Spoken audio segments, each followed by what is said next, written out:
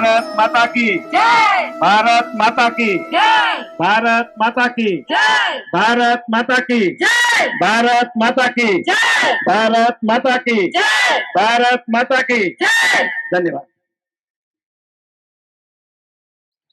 हरिः ओम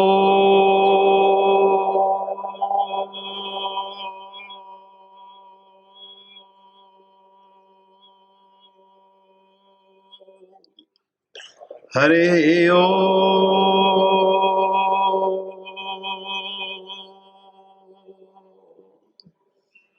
हरिः ओम।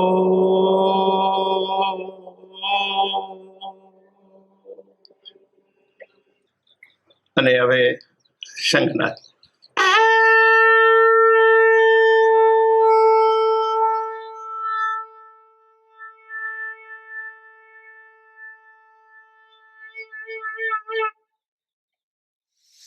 प्राय मेरा गला कभी खराब होता नहीं, कभी दो तीन दिन से इस कठिनाई को मैं अनुभव कर रहा हूँ। फिर भी प्रयत्न है मेरा कि जो मैंने वचन दिया है उसे पूरा करें। आयुर्वेद की औषधियां खा करके गले को ठीक रखने का प्रयत्न कर रहा हूँ। और विनोद में मैंने अपने एक भाई को कहा, मुझे गोली खाते देखकर मैंने कहा, भाई मैं तो, भगवान ने मुझे बड़ा साहस दिया है। प्रमोद महाजन तो खाली 3 गोली में मर गए, हम तो 13 गोली रोज खाते हैं भाई। तो अपने मन को एकाग्र करेंगे। हरदम प्रसन्न रहने की मेरी आदत है, इसलिए बीच बीच में विनोद की बात भी कोई मैं कह देता हूँ। जो वृद्ध लोग हैं उनको शायद बड़ा अटपटा लगता होगा, क्योंकि मैं उनकी श्रेणी में हूँ, वृद्ध हूँ। लेकिन वृद्धता का और वार्धक्य का संबंध शरीर की अपेक्षा मन के साथ ज्यादा होता है। इसलिए आप परमात्मा के इस राज्य में एक श्रेष्ठ व्यक्तित्व को धारण करते हुए, परमेश्वर को प्रसन्न करते हुए, अपने कर्तव्य का पालन करते हुए आनंद में रहने का प्रयत्न करेंगे तो जीवन अधिक सार्थक होगा। श्रीमद् भगवद गीता बारंबार यही संदेश देती है। जो लोग कभी कभी शोकग्रस्त हो जाते हैं उनको बार बार गीता कहती है कि आपको शोक नहीं करना चाहिए। शोक के निवारण का ही शास्त्र श्रीमद् भगवद गीता है। माँ शुचौ, माँ शुचौ, शोक मत करो, शोक मत करो। लेकिन इतना सब सुनने के बाद भी हम सब लोग मानव हैं। कई बार क्षणिक, कई बार दीर्घकालीन, कई बार बहुत वर्षों तक मनुष्य शोकग्रस्त रहता है। और कल मैं आपको निवेदन कर चुका हूं कि जब आप शोकग्रस्त होते हैं तो आपको तो कम कठिनाई होती है, आपके निर्माता को अधिक चिंता होती कि मैंने इसका निर्माण क्यों किया। मनुष्य जीवन देकर भी ये निरंतर शोकग्रस्त रहे, उचित नहीं है। आइए पहले भगवान का नाम लें, फिर अपने उन श्लोकों की चर्चा करें। आज लगता अध्याय बहुत बड़ा है, कई दिन निकल गए हैं, 4-5 श्लोकों में मैं अटक के रह गया हूँ। प्रयास करूंगा कि उनको जल्दी जल्दी व्याख्यायित करने का प्रयत्न किया जाए। श्री राम जय राम, जय जय राम। श्री राम जय राम, जय जय राम। श्री राम जय राम, जय जय राम। श्री राम जय राम, जय जय राम। श्री राम जय राम, जय जय राम। श्री राम जय राम, जय जय राम। कल भगवान श्री कृष्ण ने कहा तक संसार के लोगों को कर्म करते हुए अपने जीवन को व्यतीत करना चाहिए। कर्म के बिना संसार में कोई रह नहीं सकता है, और कोई रहने का प्रयत्न करे तो उसमें सफलता बहुत मिलती नहीं। हम सब लोग 84 लाख योनियों में भ्रमण करते हुए आए हैं, और वहां भी हर योनि में कोई न कोई कर्म व्यक्ति के द्वारा संपादित हुआ है, और उन कर्मों के संस्कार व्यक्ति के साथ में एकत्र होने के बाद प्रारब्ध के रूप में प्रकट होते हैं। कुछ प्रबल प्रारब्ध होते हैं जिनको कोई मिटा नहीं सकता, कुछ सामान्य प्रारब्ध होते हैं, उनको अनुष्ठानों के द्वारा, पूजा के द्वारा, तपश्चर्या के द्वारा, साधना के द्वारा कुछ कम किया जा सकता है। भगवान श्री कृष्ण ने कहा कि अर्जुन कर्मेंद्रियाणि संयम्य ये आस्ते मनसा स्मरण इंद्रियार्थान विमूढ़ात्मा मिथ्याचार स उच्यते। कोई आदमी जबरदस्ती अपनी इंद्रियों को संयम कर ले और सबसे कहे कि मैं बड़ा त्यागी हूं, अच्छी बात है, लेकिन मन से बार बार उसको संसार का चिंतन होता हो। भगवान श्री कृष्ण ने उसको कहा विमूढ़ आत्मा, वो मूढ़ है। मिथ्याचार सा उच्चते, उसका चिंतन सदाचारियों की श्रेणी में नहीं आता है, मिथ्याचार है।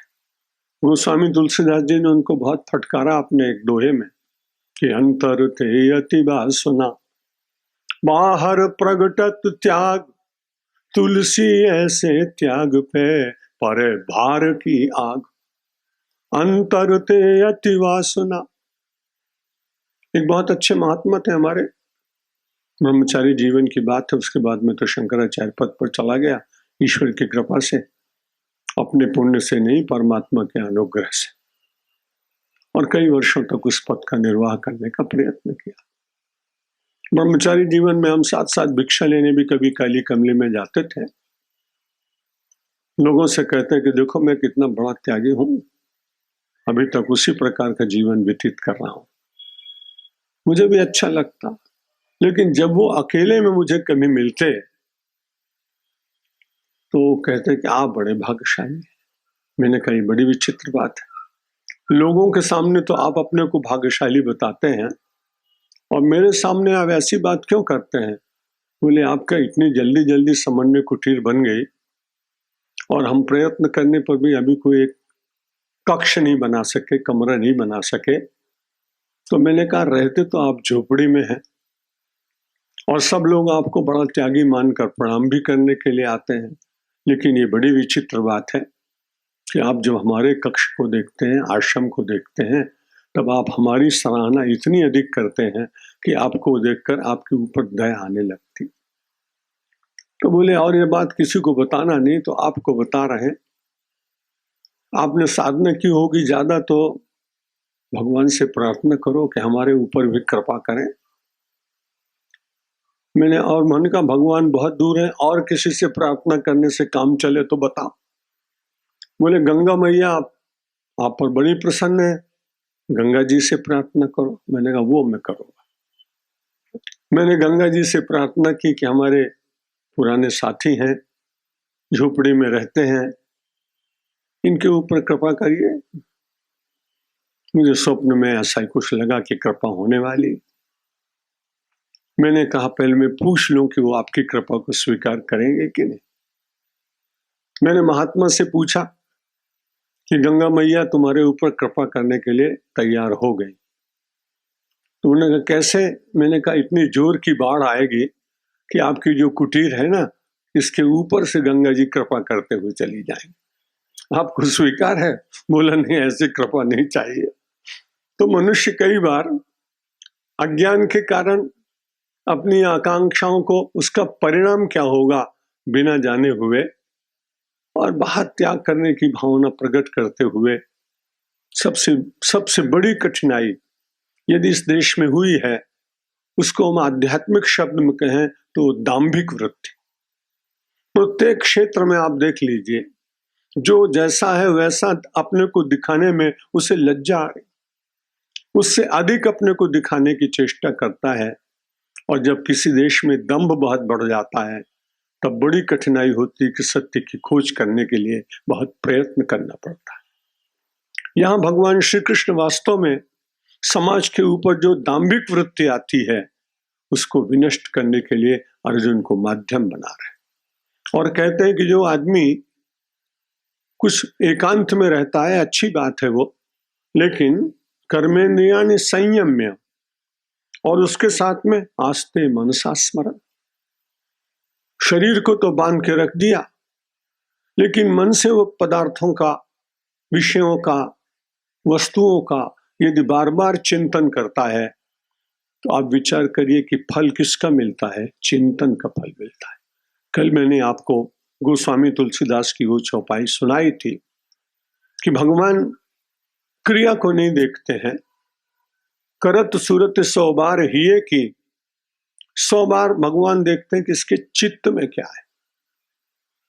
और वही भूल सोई करतूत विभीषण केरी, और सपने हूं सो न राम ही हेरी। जैसा आचरण बाली का था वैसा ही आचरण सुग्रीव और विभीषण का लगभग हुआ, लेकिन उस आचरण को देखने के बाद भगवान को उन्हें दंड देना चाहिए था, लेकिन मन से वो पूरी तरह से समर्पित हैं और परिस्थितियों के कारण उनको ऐसा करना पड़ा है। परिस्थिति बहुत ज्यादा बाध्य करे किसी को और ऐसा कुछ हो जाए तो भगवान उसको क्षमा करते हैं। किसी पुराण में या किसी महात्मा से मैंने सुना था कि एक बार विश्वामित्र जी किसी चांडाल के घर में चले गए। कौन से पुराण की बात वो स्मरण नहीं आ रहा। वहां जाने के बाद उसने तो सामिष भोजन बनाया हुआ था, मांसाहार था। इतनी भूख लगी थी, साधना करते करते कहीं कुछ मिला नहीं, फल नहीं मिला, पानी नहीं मिला, और जाकर चांडाल की कुटीर में और उन्होंने वो सेवन कर लिया। चांडाल ने कहा आपको नरक मिलेगा। मैं आपको इतना मना कर रहा हूं कि मैं जाति का चांडाल, मेरे स्पर्श से भी आपको पाप लगता है आपकी मान्यता के अनुसार, और हमारे भांड में, हमारे बर्तन में बना हुआ ये आपने दूषित पदार्थ खा लिया, धर्मशास्त्र के विरुद्ध है ये। विश्वामित्र ने कहा चांडाल तुम बड़े अच्छे हो, तुमने मुझे अपने कर्तव्य का ज्ञान कराया, मैं बहुत कृतज्ञ हूं तुम्हारा, लेकिन धर्मशास्त्र तुम क्या जानो? धर्मशास्त्र तो मैं तुम्हें बता सकता हूं। चांडाल बड़े आश्चर्य पड़ गया कि इतना दूषित कर्म करने के बाद भी वो धर्मशास्त्र की बात बता रहे। उन्होंने कहा देखो, प्राणों का रक्षण करने के लिए यदि इस प्रकार से कभी सामिष भोजी हो जाना पड़े तो उस समय प्राणों को बचाओ और उसके बाद जो पाप हुआ उसके लिए प्रायश्चित करके उससे छूटने का प्रयत्न करो। अब यहां दंभ नहीं है, यहाँ एक विवशता है। उस विवशता के कारण उस महापुरुष ने ऐसा किया। लेकिन कई बार हम समाज में अपने को त्यागी, अपने को बड़ा संसार से अलिप्त रहने वाला सिद्ध करने का प्रयत्न करते हैं। वृंदावन में मैंने 2 महात्माओं को आपस में झगड़ते हुए देखा। एक टाट पहनते थे और सबको बताते थे कि देखे मैं टाट पहनता हूं। ये महामंडलेश्वर लोग तो अच्छा अच्छा वस्त्र पहनते हैं। दूसरा व्यक्ति भी टाट पहनता था। वो टाट पहने पहने आया और उसने कहा कि मैं भी तो टाट पहनता हूं, लेकिन वो उसके अंतरंग बात जानता होगा, मुझे तो इन बातों से कुछ मतलब नहीं था। जब मेरा क्रम आया मैंने प्रवचन कर दिया। लेकिन वो जो केवल टाट पहने हुए व्यक्ति था वो दूसरे टाटंबरी को बार बार घूर घूर के देख रहा था। मैंने कहा महाराज आप साधु हैं, ऐसा क्यों वक्र दृष्टि से देखते हैं? बोले महाराज आपने देखा नहीं, ऊपर से तो टाट पहने हैं और भीतर पश्मीना लगाए हुआ है। कश्मीर का पश्मीना इसने उसके भीतर सिला हुआ है हल्का सा। अब यही है मिथ्याचार। जैसे आप हैं वैसे आप दिखें समाज में तो बहुत सारी बुराइयां अपने आप मिट जाएंगी। जिनको आपसे सावधान रहना है वो आपसे सावधान रहेंगे। आपकी दूषित वृत्ति वाले भी आपको मिल गए तो आप उनका साथ देंगे, लेकिन बाकी का समाज तो बच जाएगा। स्वामी विवेकानंद इसीलिए मुझे बहुत अच्छे लगते हैं। उन्हीं के साहित्य को पढ़कर मैं संन्यास्त जीवन में भी आया हूं। ऐसा कोई दूसरा साहसी महात्मा मिलना बहुत कठिन। जब वो विदेश से आ गए तो सब समाज के लोगों ने उनका सम्मान किया। ब्राह्मण समाज वाले, पुजारी, कायस्थ, ब्रह्म और आर्य समाज, जितने भी आर्य समाज तो था नहीं सब शायद। तो अचानक बड़ी विचित्र स्थिति आई स्वामी विवेकानंद के सामने।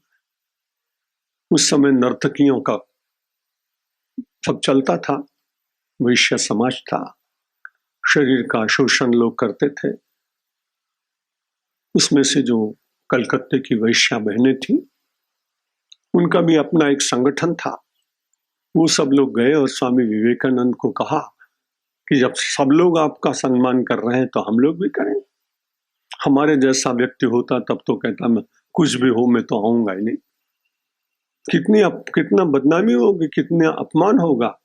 स्वामी विवेकानंद ने कहा कि जब मैंने सब समाज के लोगों में जाने की स्वीकृति दी है तो मैं आऊं। अब उस सभा में तो बहुत लोग देखने गए स्वामी विवेकानंद को। सैकड़ों बहनें थी जो नृत्य और दूसरे प्रकार का कार्य करती थी।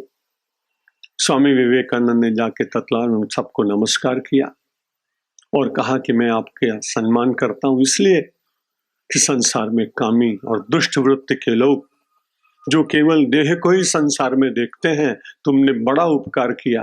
हमारे सभ्य समाज की बहन और बेटियों को बचाने के लिए तुमने अपने शरीर को बेच दिया। मैं तुम्हारे प्रति कृतज्ञता व्यक्त करने के लिए आया। कौन कह सकता है ऐसा? और तुम सब मेरे लिए आज जगदम्बा हो। तुम्हारी जो भूल हुई उसका विस्मरण करके मैं तुम्हें प्रणाम इसलिए करता हूं कि तुम्हारे भीतर भी कोई ज्योति है, कोई शक्ति है। आपको आश्चर्य होगा, जितने सभा में बहनें आई थी, ऐसा अनर्गल कर्म करने वाली और जीवन जीने वाली, उन सब ने कहा हम आज से अपने जीवन में वो सारी वृत्ति को छोड़ते हैं। और फिर माँ शारदा ने उन माताओं और बहनों के लिए एक अलग आश्रम प्रारंभ किया, जहां बहुत सभ्य अच्छे अच्छे लोग भी वहां जाते हैं। तो मैं बात ये कह रहा था कि बहुत सारे लोग कई बार मनसा स्मरण, संसार के पदार्थों का मन से स्मरण करना ये ज्यादा बुरी बात है। क्रिया की निष्पत्ति हो जाए तो प्रायश्चित होता है, लेकिन मन से आप निरंतर करते रहेंगे चिंतन तो बड़ी कठिनाई होगी, क्योंकि मन तो बड़ा ही विचित्र है, पता नहीं कहाँ ले जाएगा। हम सब भी यहाँ बहुत सारे लोग बैठे हैं, आप सभी बड़े अच्छे हैं, लेकिन इनमें से कोई बहन अपनी अलमीरा, अपनी कबाट खुला छोड़ के आई हो और उसे एकदम अचानक याद आ जाए कि वहां तो सोने के आभूषण रखे हैं, नौकर कहीं वहां न चला जाए, तो 45 मिनट आप अपने आभूषणों का ही चिंतन करेंगे, बैठे तो आप यहाँ हैं। इसलिए मन को परमात्मा की ओर लेना चाहिए। शनै शनै रूपन्वेत बुद्धिया धृत गृहीत्या आत्म संस्थम मन कृत्वा न किंचिदपि चिंतये। 6ठे अध्याय में भगवान ने कहा मन को कैसे ठीक करें।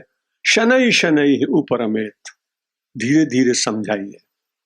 मन, तू इतने संसार की योनियों में भटक के आया है, इस पदार्थ को तूने बहुत बार देखा, इस प्रकार का भोजन तूने बहुत बार किया, इस प्रकार के सुख में तूने कितने जीवन के दिन बिताए और उन्हीं का पुनः स्मरण कर रहा है।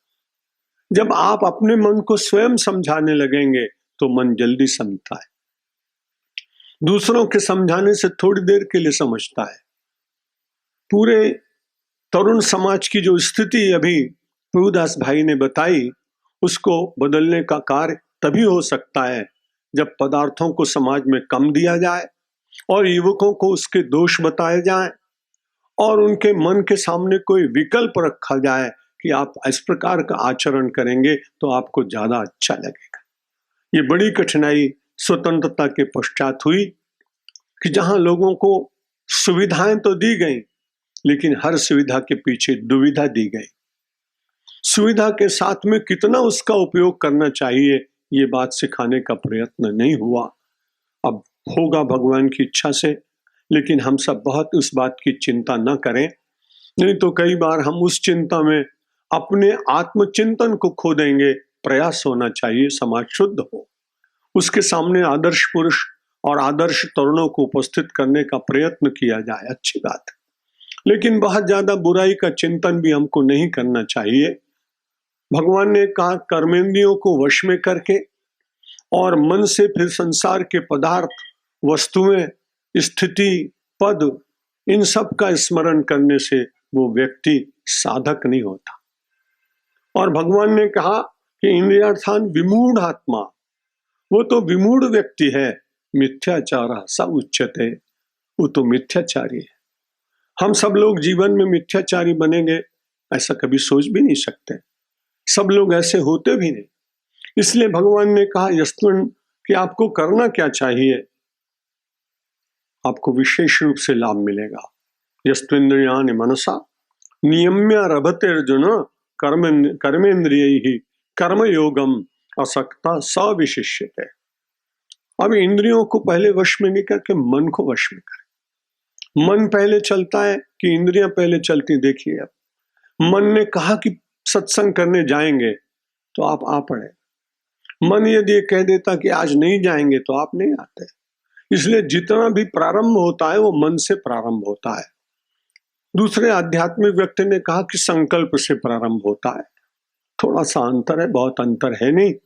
इसलिए चाहे तो संकल्प कहें और चाहे मन कहें, जितने भी संसार के कार्य होते हैं इसी के द्वारा होते हैं।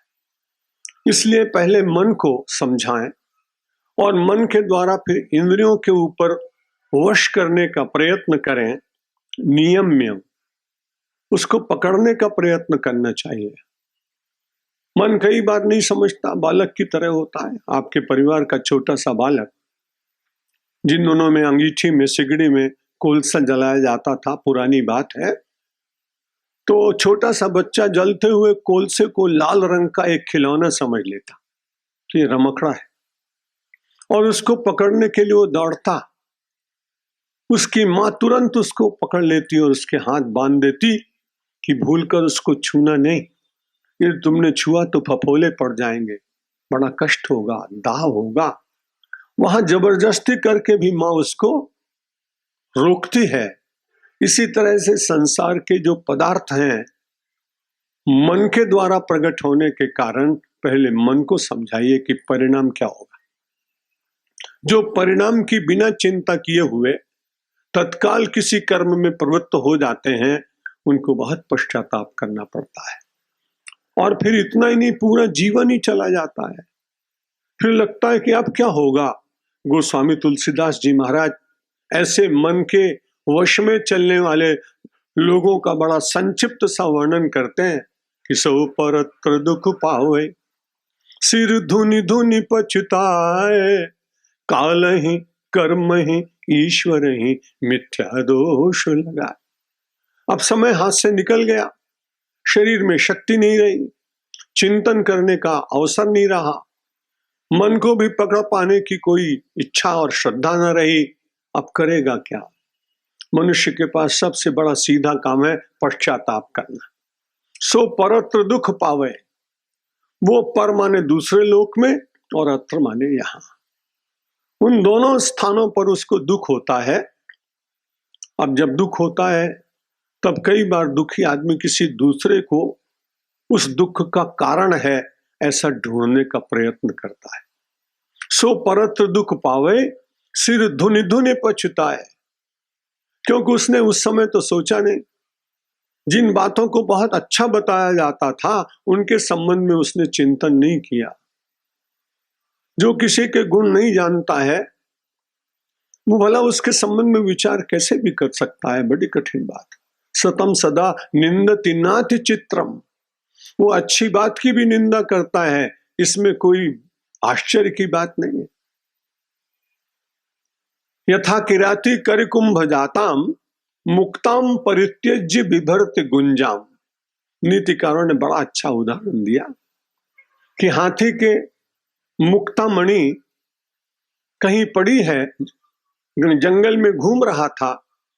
ऐसा साहित्यिक लोग कहते हैं, सत्य ही होगा कि गजमुक्ता बड़ा मूल्यवान होता है और वो गज के गंडूश भाग में से निकलती है, कान के पास में से, ऐसा भी वर्णन आता है।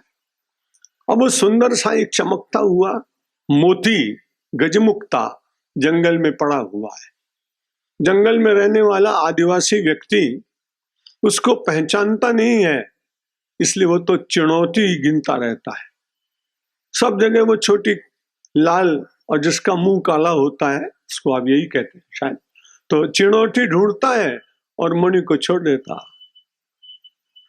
सतम सदा निंदति नाति चित्रम, वो व्यक्ति संसार की उन वस्तुओं को जिनकी कीमत नहीं है, जिनके बिना भी आदमी जी सकता है, उनके संग्रह में अपना जीवन व्यतीत कर देता है। समय चला गया, अब किसी के ऊपर तो दोष देना पड़ेगा। मन का स्वभाव है, उसकी ये हीन वृत्ति है। सो परत्र दुख पावे, सिर धुनि धुनि पछताए काल ही। कभी काल को, कभी कर्म को, और कभी कभी तो ईश्वर को। शायद मैंने अपने पूर्व वचन में कई बार कहा होगा, बहुत श्रोता हमारे पुराने भी हैं, कुछ नए भी हैं। कई बार ईश्वर को भी हम दोष देते हैं। जब मैं शंकराचार्य पद पर था तो बॉम्बे में, वहां भूलाभाई देसाई रोड पर किसी आदमी ने अपना पूरा फ्लैट 10 दिन के लिए दे दिया। हमें वहां निवास करते थे, प्रवचन करते थे। उस समय चांदी वांदी चीजें बहुत ज्यादा हुआ करती थी। मेरे पुजारी ने कहा कि महाराज, 2 चांदी की वाटकी पता नहीं कहाँ चली गई। मैंने कहा पता लगाओ, मिल जाए तो ठीक है। कुछ पता होता लगा तो मालूम पड़ा कि वहां जो काम करने वाला घाटी था वो उनको उठा ले गया। उन लोगों ने कहा इसको पुलिस में दे दे। मैं कहा नहीं, गरीब आदमी है, कोई बड़ी आवश्यकता होगी तभी तो उठाया, नहीं तो ऐसा क्यों करता हूं। मैंने उसको बुलाया, मैंने कहा तुमने चांदी की पूजा की कटोरियां गायब कर दी। बोला महाराज कल परसों हम भी थोड़ी देर के लिए प्रवचन सुनने गए थे। तो क्या सुनना था तुमने? आप कह रहे थे कि सब कुछ भगवान की इच्छा से होता है, उनकी बिना इच्छा के तो पत्ता नहीं हिलता। जब पत्ता नहीं हिलता है तो मैंने क्या भगवान की बिना इच्छा के चोरी की? अब बताइए मैं उसको क्या कहता। तो सो परत दुख पावे, सिर धुनि धुनि पछताए, और काल ही कर्म ही ईश्वर ही। कभी काल को दोष देता है, कभी कर्म को दोष देता है, कभी ईश्वर को दोष देता है। बहुत सारे व्यसनी लोगों से कभी मिलाप होता है, भाई छोड़ दो, ऐसा क्यों करते हो? बोले महाराज आप ही लोग तो कहते हैं कठिन कलिकाल है। अब उस कलिकाल का जो धर्म है कुछ लोग तो पालन करेंगे, हम तो काल के कारण विवश। कोई कहता है हमारे पूर्व जन्म के कर्म ही ऐसे हैं। महाराज क्या कर सकते हैं, ये सब बहाना है। इन बहानों से ही तो ऊपर उठना है। मनुष्य अपने दोषों को किसी के साथ मढ़कर क्षणिक संतोष तो प्राप्त कर सकता है, लेकिन वो पश्चाताप यदि सीमा पर कभी पहुंच जाता है तो व्यक्ति या तो पागल हो जाता है या फिर सामाजिक बहिष्कार के कारण आत्महत्या के लिए विवश हो जाता है। इसलिए भगवान ने कहा यस्तुन्यान मनसा नियम्य रभते अर्जुन कर्मेंद्रिय कर्मयोगम असक्ता सविशिष्यते। मन से इंद्रियों को वश में करे। और यहां अर्जुन शब्द भगवान ने कहा, अलग अलग संबोधन दिए। भगवान ने कहा तू बहुत सरल है, और जो सरल व्यक्ति होता है उसको कोई बात ठीक से समझ में आती है। जो वक्र होता है वो तो बहुत भयंकर होता है, और उसको सज्जन लोग भी जल्दी जल्दी कुछ कहते नहीं। वक्र चंद्रमय ग्रसय न राहु।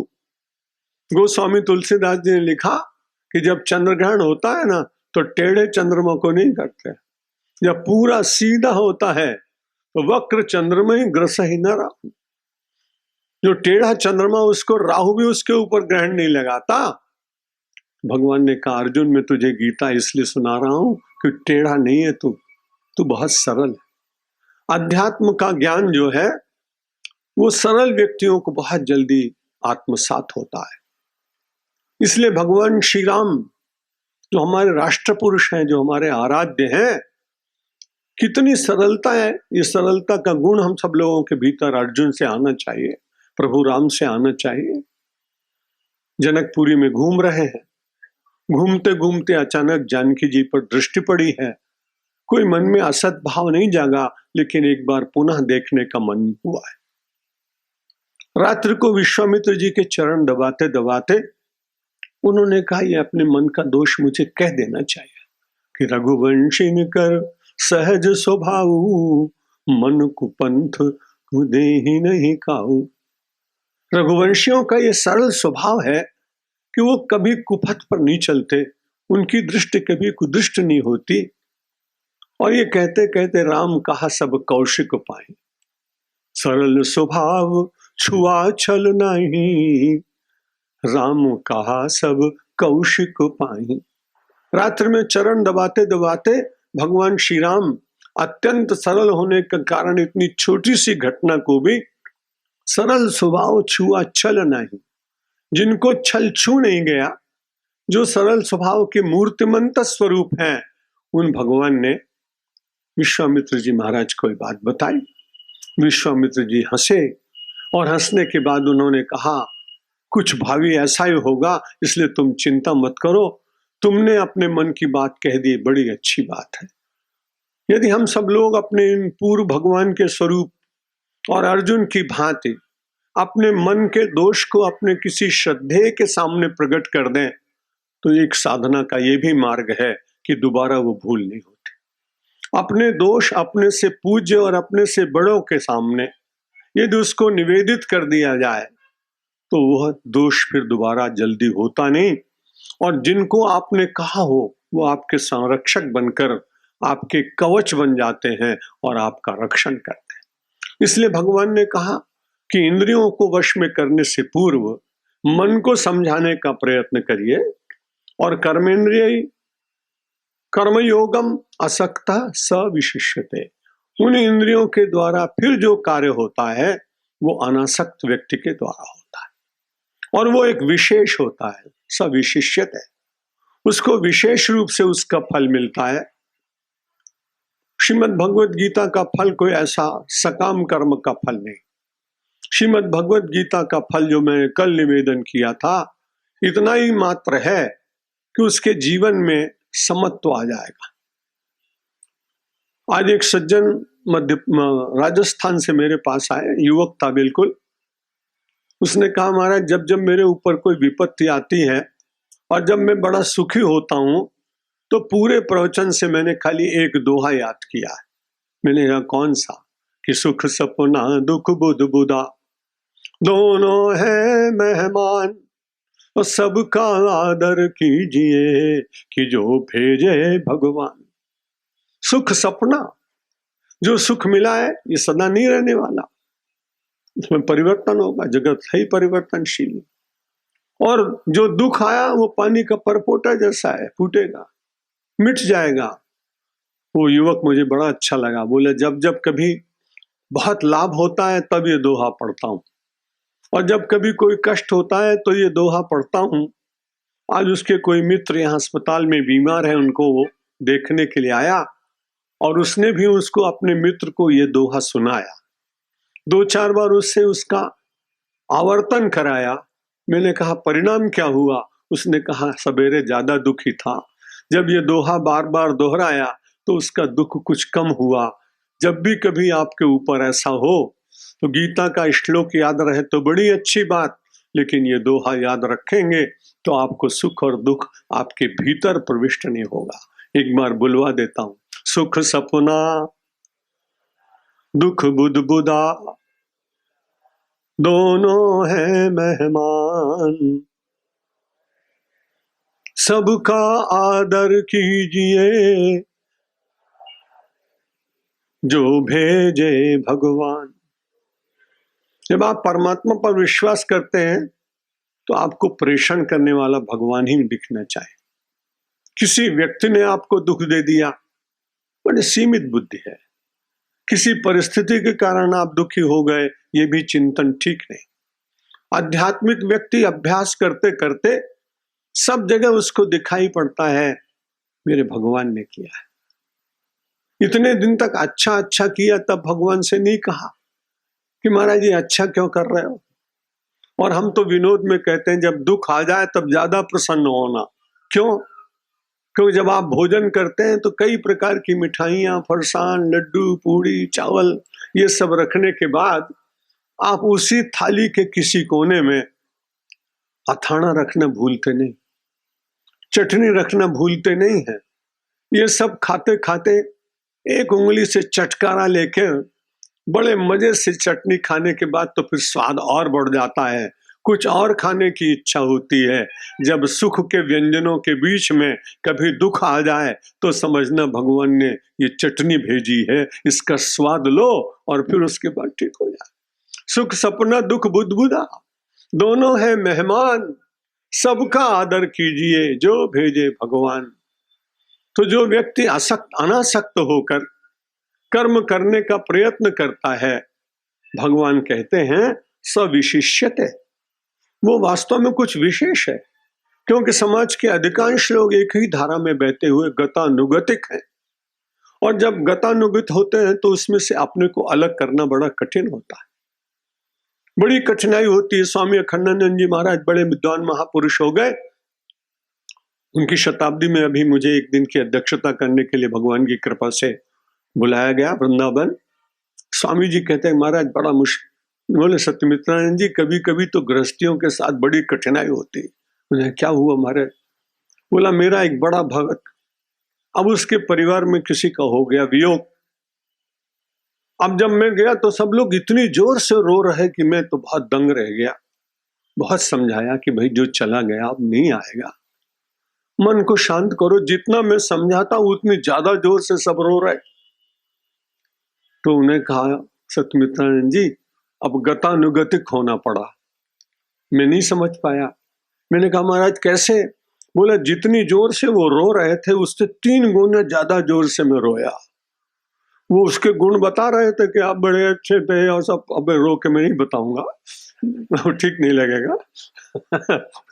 तो स्वामी जी ने मुझे बताया और बोले इतनी जोर से रोया मैं, उनको देखकर मेरे एक भी आंसू आ नहीं रहा था, गले से रो रहा था मैं।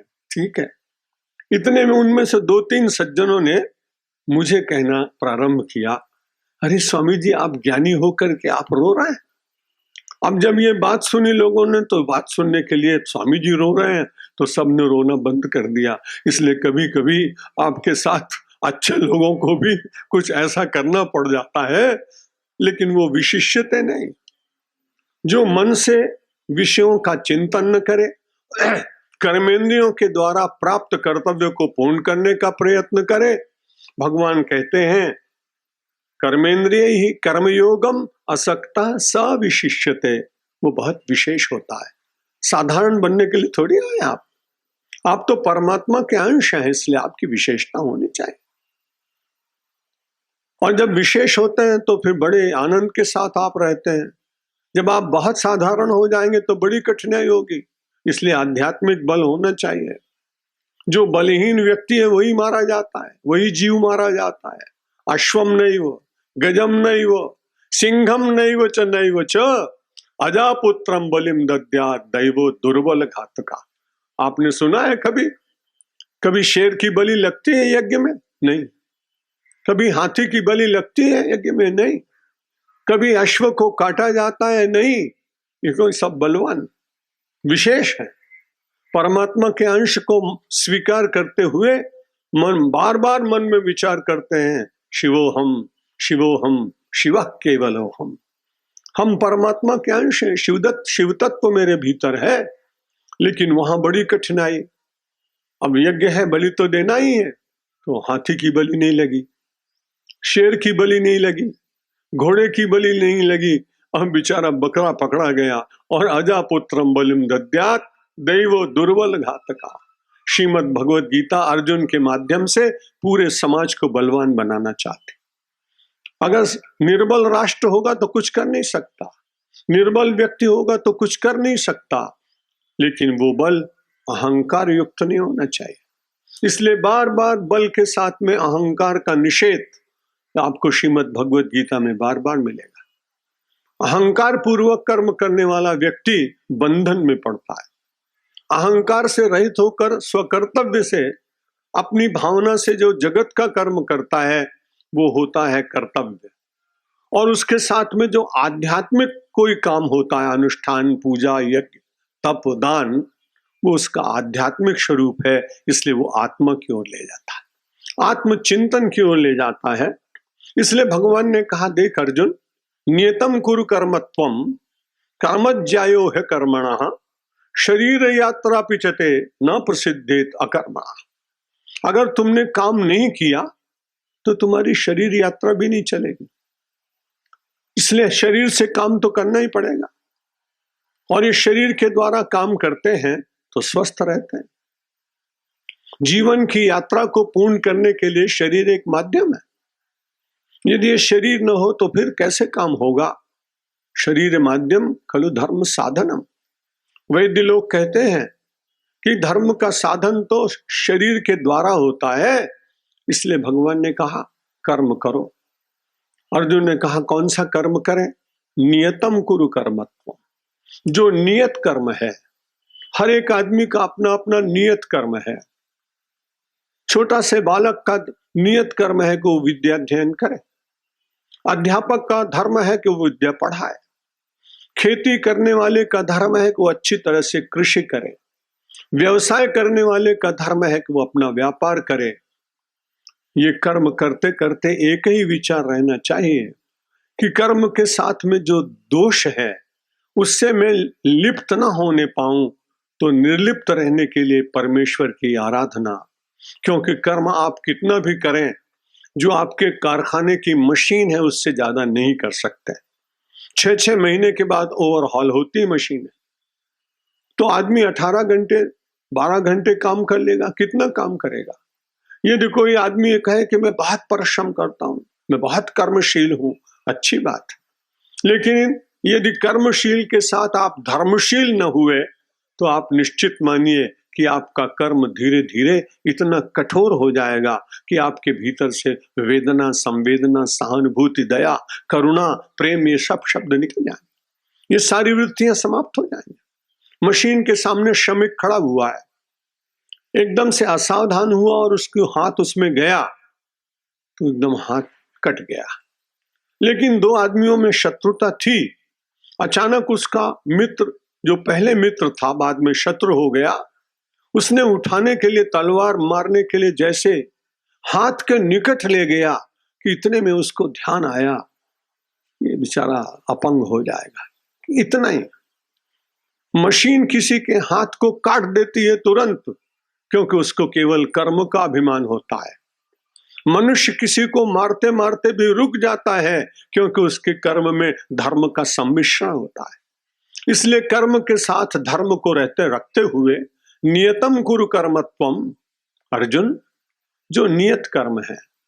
अगर पहले की हम व्याख्या करते तो हम केवल इतना ही कहते कि वर्णाश्रम का ही कर्म करना चाहिए, लेकिन देश काल परिस्थिति बदल गई, इसलिए उसकी नूतन व्याख्याएं भी देनी पड़ेंगी। अब आपके पास जो भी कर्म है नियत कर्म करें। आज बड़ा एक समाचार पढ़ा, बड़ा अच्छा नहीं लगा कि अब जितने पायलट्स हैं उनकी श्वास का परीक्षण होगा पहले, और तब उसके बाद उनको प्लेन चलाने के लिए अनुमति मिलेगी। मैंने सोचा श्वास की क्या, कोई प्राणायाम वगैरह करके आएंगे, क्या होगा, लोम विलोम करके आएंगे, अनुलोम विलोम। तब उसमें आया क्या, कई ऐसे पायलट देखे गए जो शराब पीने के बाद में और फिर प्लेन चलाते। इसलिए अभी नया कानून बना, कल से जेट वाले ने शुरू किया कि जब वो बिल्कुल जाने को तैयार होगा उससे पहले उसके श्वास का परीक्षण होगा, और उससे उनको पता लग जाएगा कि इसने सुरापान किया है कि नहीं। तो हम सब लोग कर्म करते हुए ये देखने का प्रयत्न करें कि इसमें कहीं अहंकार की सूरत तो नहीं, इसमें कहीं द्वेष तो कहीं व्याप्त नहीं है। इसलिए नियतम कुरु कर्मत्वम, सन्यासी का कर्म है भगवान का स्मरण करें। यदि उसको थोड़ा सा भगवान ने बल दिया हो तो अपने शब्दों के द्वारा समाज की पूजा करे। सबके कर्म अलग अलग है, लेकिन कर्म का जब मिश्रण हो जाता है तब बड़ी कठिनाई। एक जगह मैंने देखा कि तुलसी जयंती हो रही थी, एक मंत्री महोदय को उद्घाटन करने के लिए बुलाया गया था। अब बड़ी कठिनाई, वो बहुत कम पढ़े लिखे आदमी थे, फाइलें तैयार करके सेक्रेटरी रखता था। जल्दी में उन्होंने जो फाइल उठाई तो आश्चर्य की बात है कि सूरदास जयंती की हाथ में आ गई फाइल, और वो बोलने कि महाराज जिनके लिए आप एकत्र हुए हैं वे अंधे थे। अब तुलसीदास तो अंधे नहीं थे ना, सूरदास अंधे थे। सब लोग ताली बजाए, वो समझ रहे हैं बड़ा अच्छा लग रहा है। एक आदमी ने फिर उनका कपड़ा पकड़ के कहा बैठ जाओ, इतना ही काफी। आजकल राजनीति में ऐसे बहुत लोग हैं। कर्म सांकर ये बहुत बढ़ गया। जिनको अधिकार नहीं है वो अधिकार का प्रयोग करने का यत्न करते हैं, जिनको अधिकार है उनको कोई पूछता नहीं है। इसलिए भगवान ने कहा कर्म करो, नियतम करो। यदि आप छात्र हैं प्रातः काल उठिए। हम सबसे बड़ा धर्म तो ये होना चाहिए कि जिस हम उठते हैं तो सबसे पहले धरती माता के चरण स्पर्श करना चाहिए। कितनी मिट्टी, कितनी गंदगी, कितनी बड़े सोने चांदी लोहे इन सब के तमाम कितनी खाने हैं, हम कितना खोदते हैं, कितने अभद्र और अशुच पदार्थों को उसके ऊपर डालते हैं।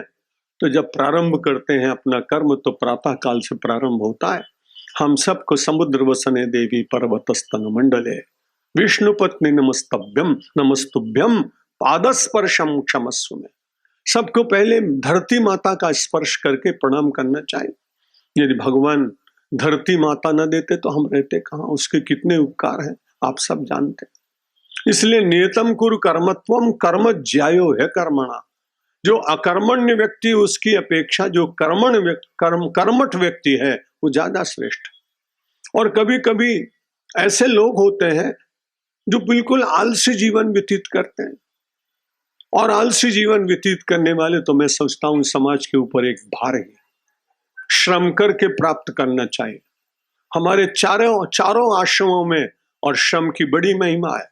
विद्यार्थी पढ़ने के लिए गया तो जंगल में से समिधा लाता था, फिर चाहे वो विद्यार्थी श्री कृष्ण हो और चाहे वो विद्यार्थी सुदामा हो, वहां कोई डिस्क्रिमिनेशन नहीं होता था कि 10 लाख गायों के जो मालिक है नंद बाबा, उनका ये बेटा है इसलिए इसको ज्यादा सुविधा देंगे, और ज्यादा सुविधा देंगे तो फिर नंद बाबा प्रसन्न हो जाएंगे, जाते समय सोना चांदी कुछ दे जाएंगे। सांदीपनि ने कहा नंद बाबा यहाँ ऐसा नहीं चलेगा, जब तुम्हारे बेटे का नंबर आएगा तो इसको भी जाकर लकड़ी तोड़नी पड़ेगी। नंद बाबा ने कहा मुझे स्वीकार है। श्री कृष्ण भगवान तो लीला ही कर रहे थे, उनको क्या करना था, उनको तो सारे वेद आते ही हैं, पुराण पुरुषोत्तम। लेकिन निवेदन ये कर रहा था कि वहां भी नियतम कुरु कर्मत्वम, छात्र के लिए जो धर्म है उसका पालन उससे उनसे भी कराया गया। स्वयं अपने आप भी अत्यंत श्रेष्ठ जीवन जीने वाले आचार्य, और कितनी अच्छी बात। जब दीक्षांत समारोह होता तो गुरु ये कहता कि मैं मनुष्य हूं, मुझ में भी गुरु रहे होंगे, मुझे नहीं दिखाई पड़ रहे हैं। यानी यानी अनवद्यानि कर्माणि तानि त्वया सेवितानि नो इतराणि। इस देश का प्राचार्य अपने विद्यार्थियों को कहता है कि जो जो मेरे अच्छे कर्म हो केवल उनका ही अनुकरण करना। यदि मुझसे मनुष्य होने के कारण कोई भूल हुई और मैं उसे नहीं देख सका और तुमने देखा हो तो मैं खुले मन से कहता हूं कि मेरे उस आचरण का अनुकरण मत कर। इतनी उदारता जब थी तब लोग नियतम कुरु कर्मत्वम पर चलते थे। और फिर बड़ी आनंद की बात गोस्वामी जी रामराज का वर्णन करते हैं कि सब नर करहि परस्पर प्रीति, चलहि स्वधर्म निरति श्रुति नीति, बैर न करु काहू सन कोई, राम प्रताप विषमता खोई। परमात्मा की कृपा से विषमता मिट गई। अभी जितना जितना हम सभ्य होते जा रहे हैं उतनी विषमता बढ़ाने के लिए हम आरक्षण के लिए रेल बंद कर देते हैं, सड़कें बंद कर देते हैं, लोगों को तंग करने की कोशिश करते हैं। मैं तो ठीक नहीं मानता हूं आरक्षण की प्रथा अब 60 वर्ष हो जाने के बाद बिल्कुल बंद हो जानी चाहिए, क्योंकि आरक्षण तो ऐसा है विकलांग के हाथ में लाठी। विकलांग व्यक्ति जब चलता है तो लाठी लेके चलता है। यदि समाज में आरक्षण जीवित रहेगा तो विषमता तो बढ़ती चली जाएगी। इसलिए भारत के सब नागरिक एक जैसे हैं। योग्यता की दृष्टि से सबको परिश्रम करके और जो स्थान प्राप्त करना हो वो उसे मिलना चाहिए। 60 वर्ष कम नहीं होते। पूरे देश को 100 वर्ष तक विकलांग बना करके रखने की राजनीतिक चिंतन ये भारतीय जीवन के लिए अनुकूल नहीं। योग्यता की दृष्टि से तो यहाँ सबको सम्मान मिलता। जहां नाथद्वारा में इतने अच्छे गोस्वामी जी महाराज कितने विद्वान होते हैं, एकलिंग में बहुत अच्छे महापुरुष महंत होते हैं, उसी के पास में तो थोड़ी दूर पर और रैदास की कुटिया थी। मीराबाई जैसी राज परिवार में पली हुई महिला भक्त ढूंढते ढूंढते देखिए यहाँ आरक्षण का प्रश्न कहाँ है। वो क्षत्राणी है और वो रैदास की कुटीर के सामने खड़ी हुई उसकी साधना की तेज को देख रही है। जूते बनाते जा रहे हैं, गाते जा रहे हैं, प्रभु जी तुम चंदन हम पानी, प्रभु जी तुम चंदन हम पानी। ये देख कर के मीरा ने आंख बंद की, मन से प्रणाम किया, कैसा अद्भुत व्यक्ति। और उससे कहा कि मैं नाथद्वारा से भी कंठी बंधवा सकती थी, अथवा एक लिंग महा जाकर मैं एक रुद्राक्ष का कंठा पहन सकती थी, लेकिन मुझे ऐसा लगा कि वास्तव में जो नियत कर्म करते हुए, नियतम कुरु कर्मत्वम, जो आपके लिए नियत कर्म था वो आप करते हुए भी ईश्वर की ऐसी आराधना कर रहे हैं जहां एक मस्ती, एक संतोष, एक सेल्फ कॉन्टेंटमेंट आपके जीवन में जो दिखाई पड़ रहा है, मैं सोचती हूं मैं आपको अपना गुरु बना। रैदास ने कहा समाज बहुत मेरे को दंड देगा, इसलिए तुम अपने मन से भले कुछ कहो लेकिन मैं तुमको दीक्षा नहीं दूं। और उन्होंने मन से रैदास को, उनके इतिहास में कुछ लोगों ने वर्णन किया है, विवाद हो सकता है, लेकिन उनको मन से उनको गुरु के रूप में स्वीकार कर लिया। क्यों किया? नियतम कुरु कर्मत्वम कर्मज्यायो है कर्मणा। जो लोग कर्म नहीं करते उनकी अपेक्षा शास्त्र अनुमोदित, संत अनुमोदित, कुल अनुमोदित, अंतरात्मा अनुमोदित जो कर्म करते हैं वो नियत कर्म है। 4 कसौटी है उसकी, शास्त्र कह रहा है जरूर। माता पिता गुरुजन जो श्रेष्ठ आचरण वाले समर्थन दे रहे हैं, बहुत अच्छा। कोई संत से पूछ लो, उसका समर्थन मिल गया, संत, शास्त्र, कुल, और फिर समाज के अग्रगण्य लोग, उनके द्वारा समर्थित जो कर्म है उसको ही नियत कर्म मानना चाहिए। अपने मन से कुछ कह दे कोई, तो मन तो बड़ा विचित्र है, और जब तक मन स्वच्छ नहीं हुआ तब तक वो मन ठीक आदेश देगा कि नहीं देगा। 2 आलसी आदमी पड़े हुए, वो कहते नहीं कर्म क्या करना चाहिए। उधर से घोड़े पर जा रहा राजकुमार, उस राजकुमार को एक आलसी ने पुकारा, वो घोड़े से उतर कर गया। क्या है भाई? बोला ऐसा है कि केरीनो झाड़ छे, एमांथी एक फल नीचे पड़्यो छे, तमे एम करो ना, आ उठाईने अने मोढ़ामां रस निचोड़ी दो, ले भाई। वो पास में पड़े हुए फल को उठा के भी चूसना नहीं चाहता। ऐसे निकम्मे लोग भी दुनिया में। इतने में उसके साथ दूसरा आलसी पड़ा था, उसने कहा भाई साहब यहां भी आना। गुस्से में उसने कुछ दिया तो नहीं, 2-3 थप्पड़ मारे पहले आलसी को। दूसरे आलसी ने कहा कि अरे आपको मालूम नहीं, इसने तो मित्रता का धर्म ही नहीं निभाया। भाई क्या हुआ? बोला मेरा मुंह कुत्ता चाट रहा था, मैंने कहा कुत्ते को भगाओ, इसने कुत्ते को भगाया नहीं, इसलिए इसको और मारो। कुछ ऐसे अकर्मण्य लोग, समाज से लेकर और समाज को कुछ देना नहीं, अपने जीवन का संचालन करने के लिए कोई कर्म नहीं और श्रम नहीं करना, ये बात ठीक नहीं। भारतीय संस्कृति में ब्रह्मचर्याश्रम में श्रम, गृहस्थाश्रम में तो पूरा श्रम, प्राप्त ज्ञान को बिना कुछ प्राप्त किए हुए बांटना, ये वानप्रस्थी का धर्म। और सन्यासी निरंतर विचरण करते हुए, ये कपड़ा कोई साधारण कपड़ा नहीं है, वो तो चिदंबरम के लिए हो सकता आतंकवाद, लेकिन हिंदू कभी आतंकवादी होता नहीं। और आज तक किसी भी गेरुआ वस्त्र धारण करने वाले आचार्य ने कोई संदेश हिंसा का दिया नहीं। यहां तो हम सब लोग सर्वम खलविदम ब्रह्म को मानने वाले लोग, भगवा वस्त्रधारी, ऐसा कभी कर सकते हैं क्या? क्वचित किसी से कोई भूल हो गई हो तो पूरे समाज को अपमानित करने का अधिकार नहीं। मुझे तो ऐसा लगता है कि यहाँ के गृह मंत्री को किसी पुस्तकालय में बंद कर देना चाहिए 2-4 दिन, और उसको देना चाहिए वो पुस्तकें जो इस देश में भगवा वस्त्रधारियों ने उपकार किया है, इस संस्कृति का उद्धार किया है। भगवान आदि शंकराचार्य को कोई भूल सकता? जिन्होंने आप 32 वर्ष की आयु में किया, 39 वर्ष की आयु में स्वामी विवेकानंद चले गए, 43 वर्ष की आयु में स्वामी रामतीर्थ चले गए, 52 वर्ष की आयु में स्वामी दयानंद सरस्वती चले गए। ये सब भगवा वस्त्रधारी थे। देश उनके प्रति कृतज्ञ है। उनको आतंकवादी कहने वाले को दंड मिलना चाहिए, मैं तो ऐसा मानता। नियतम कुरु कर्मत्वम कर्मज्यायो हे कर्मणः शरीर यात्रा पिन प्रसिद्धित अकर्मणः। यदि हम अकर्मी हो गए, आलसी हो गए, तो शरीर भी नहीं चलेगा। इसलिए शरीर को चलाने के लिए श्रम करना चाहिए। श्रम पर पूरी संस्कृति, आदर्शों के रूप में कई महापुरुषों ने अपने जीवन के संदेश दिए हैं। अर्जुन को भगवान ने कहा फिर तुमको कर्म कौन सा करना चाहिए? यज्ञार्थात कर्मणोन्यत्र लोकोयम कर्म बंधना। यदि आप कर्म करते करते भगवान को समर्पित करने लगे धीरे धीरे, तो धीरे कर्म वो कर्म नहीं होगा, वो यज्ञ हो जाएगा। यज्ञार्थात कर्मणोन्यत्र लोकोयम कर्म बंधनः। यज्ञ के लिए जो कर्म नहीं किया जाता है वो बंधन कारक होता है। तो आप कहेंगे हम सब लोग रोज कौन सा यज्ञ करें? तो उस यज्ञ की बात तो अब मैं कल आपको निवेदित करूंगा। बड़ी कठिनाई है मेरी कि मैं घड़ियाल का बहुत पाबंद हूं, और आज भी मुझे लगता है कि मैं 2 मिनट शायद आपसे ज्यादा आज बोल जाऊंगा। सोचता हूं कि आपको वापस करूं, फिर मैंने सोचा चलो इस वर्ष नहीं, अब हर साल तो होता ही है कार्यक्रम, सारे मिनट इकट्ठे कर लूंगा और अगले वर्ष देखेंगे। अगर इस बार हो गया तो हो गया। तो कर्म करें नियत, लेकिन नियत कर्म करने के लिए शक्ति कौन देगा?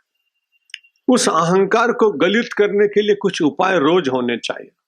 उस अहंकार को गलित करने का सबसे अच्छा उपाय है कि अपना भार अपने ऊपर न रखें और हमारे साथ बोलें, अब सौंप दिया इस जीवन का सब भार तुम्हारे हाथों में, सब भार तुम्हारे हाथों में। एक क्षण भगवान का पवित्र नाम लें, फिर आपसे जैसा मुझे आता है, सब कुछ मुझे आता नहीं, आना भी नहीं चाहिए, क्योंकि पानी का घड़ा तभी तक आवाज देता है जब तक वो पूरा भरा न जाए। यदि वो खाली होगा तभी उसमें शब्द निकलते हैं, और यदि घट परिपूर्ण हो तो उसमें से शब्द निकलते नहीं। इसलिए मैं अपनी अपूर्णता को भी परमात्मा का प्रसाद मानता हूं, इसलिए क्योंकि यदि वो पूर्ण कर दे तो मैं आपके बीच में कैसे आता। मेरी अपूर्णता के कारण ही तो मुझे सारे संसार में भ्रमण करा रहे हैं, और मैं तो सचमुच परमात्मा के रंगमंच का अपने को बहुत अच्छा अभिनेता मानता हूं, क्योंकि प्रतिदिन जगह बदलती है, लोग मिलते हैं, स्थान बदलता है, भिन्न भिन्न प्रकृति के लोगों के साथ मिलन होता है, देश के अनेक महापुरुषों के साथ बैठने का, चर्चा करने का, दर्शन करने का अवसर प्राप्त होता है। हम सब लोगों को वैसा ही विचार करना चाहिए, क्योंकि नाटक जो दिखाया जाता है वो 3 घंटे का होता है, और उसके बाद बड़े मजे की बात है कि जो नाटक करने वाले लोग हैं वो उसी रूप में घर में नहीं जाते हैं। यदि जाएं तो बड़ी कठिनाई भी हो जाए। मैं एक बार सुना चुका हूं, इसलिए उस दृश्य को यहाँ नहीं बताऊंगा। एक आदमी को गांव के बच्चों ने राणा प्रताप के नाटक में राणा प्रताप बना दिया, क्योंकि राणा प्रताप जो बनने वाले थे वो बीमार हो गए। अब जब वो उसने 3-4 घंटे तक राणा प्रताप का दृश्य दिखाया, उसके अंतर में कुछ ऐसा हो गया कि मैं राणा प्रताप। अब बच्चों ने नाटक पूर्ण हो जाने के बाद हाथ जोड़कर कहा, काका તમે 3 કલાક માટે જ રાણા પ્રતાપ હતા, હવે મારા જે ડ્રેસ છે પાછી આપો, હું કોઈને પાસે લઈને ઉછીતા આવ્યો છું, મારે પાછા આપો છે। उन्होंने अपना भाला निकाला, बोला मार डालूंगा, समझता नहीं मैं राणा प्रताप हूं। अब तो सारे गांव के लोग, फरिया के लोग बड़े चिंतित, क्योंकि वो वस्त्र वापस करने को तैयार नहीं। अब बड़ी कठिनाई हुई। एक आदमी गांव का बड़ा अच्छा था, सवेरा 8 बजे 7 बजे तो उसने कान में जाके, काका आज तुम्हारी मुद्दतनी तारीख है, कोर्ट में जाऊं, लेकिन कपड़े नहीं उतारे उन्होंने, वैसे ही बस में बैठ गए। सब लोग बड़े डरे, हर एक से कहते भाला दिखा के कि राणा प्रताप हूं। कंडक्टर बड़ा बुद्धिमान था, 1-2 माइल चला तो उसके बाद उसने आवाज लगाई, चित्तौड़गढ़ चित्तौड़गढ़। राणा प्रताप उतर गए। लोगों ने उनको विचित्र वेश में देखा तो घेर लिया। यहाँ उतारने को तैयार नहीं थे, वहां बच्चों ने जब उनको तंग करना शुरू किया, दूसरे गांव के लोग, तो जल्दी से किसी से वस्त्र मांगे और अपने उतारे। आपसे निवेदन यही है कि आप जीव बनकर आए हैं, पर जीव का अहंकार न होकर आप परमात्मा के दास बन जाएं, तो आपके सारे आवरण हट जाएंगे और आप परमात्मा के कृपा पात्र हो जाएंगे। अभिनय करते समय भी इस मन में ध्यान रहे कि अभिनय में किसी की कृपा से, किसी की इच्छा से, पूर्व जन्म के संस्कारों से, प्रारब्ध के कारण कर रहा हूं। यथा अनेकन रूप धर, नृत्य करे नट कोय, निज निज रूप दिखावे, आपन होय न सोय। यथा अनेकन रूप धरे, गोस्वामी जी महाराज रामायण में कहते हैं, जैसे कोई नाटक में काम करने वाला पात्र जब जब उसका क्रम आता है तब तब वो उतनी देर के लिए कभी विदूषक बन जाता है, कभी राजा बन जाता है, कभी भिक्षुक बन जाता है, कभी राजा बन जाता है, कभी पथिक बन जाता है, लेकिन हर समय विचार रहता है कि मैं रामलाल हूं या श्यामलाल हूं। जैसे उसके काम का समय पूर्ण हुआ, आपन होए न सोए, उस समय वो जो है वही उसी का ध्यान करता है। मैं आपसे यही निवेदन करता हूं, आप ब्राह्मण, क्षत्रिय, वैश्य, शूद्र, व्यापारी, वृद्ध, जवान, माता, बालक जो भी हैं, हरदम विचार करते रहिए, ये तो हमारे नाटक का एक स्वरूप है और भीतर विराजमान मेरा परमात्मा है, या तो मैं उसका दास हूं और या मैं उसका स्वरूप हूं। यदि आप वेदांती हैं तो आप वही हैं, और यदि आप सगुण साकारवादी हैं तो आप परमात्मा के दास हैं। दो ही प्रकार के चिंतन में अध्यात्म की यात्रा होती है। यदि सगुण साकारवादी हैं तो दासो हम, और यदि आप वेदांती हैं तो सोहम। तो चाहे तो आप सोहम में रहें और चाहे आप दासोहम में रहें, किसी एक निष्ठा के द्वारा ही आपका कल्याण हो जाएगा। एक क्षण भगवान का नाम लें, क्योंकि हम सब प्रवचन करने वाले लोगों को भी कहीं से शक्ति मांगनी पड़ती है।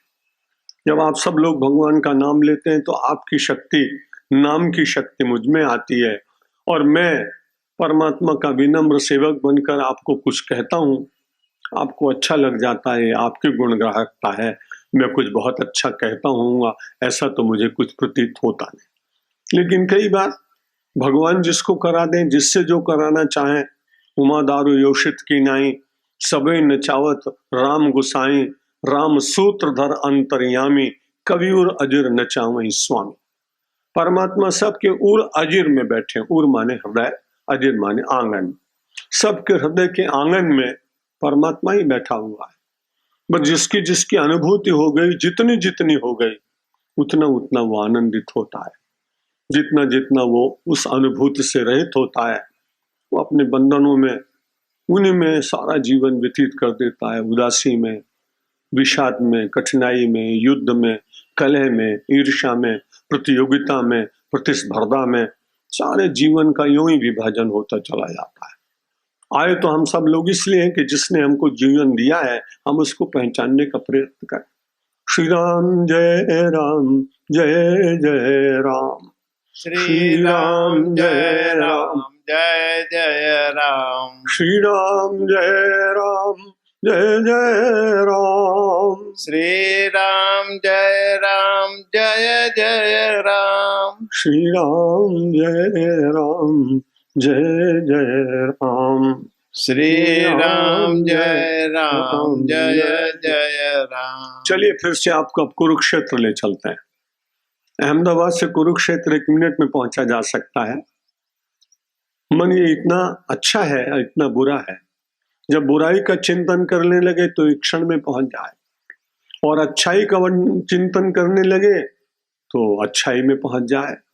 आप देखें भगवान श्री कृष्ण विराजमान, तो त्रिनेत्र पाणे, एक हाथ में घोड़े की लगाम है और दूसरे हाथ में चाबुक है। बीच बीच में अपने हाथ से ज्ञान की मुद्रा बताते हैं, ज्ञान मुद्राए कृष्णाय, गीतामृत दुहे नमः। और इसलिए अर्जुन देखने के बाद उनको कुछ पाना चाहता है। भगवान ने सोचा कि इसको तो राज्य तो मिलेगा ही बाद में, लेकिन राज्य प्राप्त करने से पहले इसको सद्बुद्धि मिलनी चाहिए, इसको ज्ञान मिलना चाहिए, शाश्वत सुख का आधार मिलना चाहिए, जीवन के सत्य की पहचान होनी चाहिए। इसलिए ज्ञान मुद्रा में, और ज्ञान इसलिए क्योंकि प्रपन्न पारिजाता है। महर्षि वेदव्यास जी कहते हैं कि जो प्रपन्न हो जाता है भगवान को, वो पारिजात कल्पवृक्ष के नीचे बैठता है। पारिजात कल्पवृक्ष को कहते हैं। भक्त कभी अपने को दीनता में जीता नहीं, दैन्य उसकी सरलता तो हो सकती है, लेकिन दीनता उसके जीवन में आए तो निश्चित रूप से वो परमात्मा की महिमा का अपमान करता है।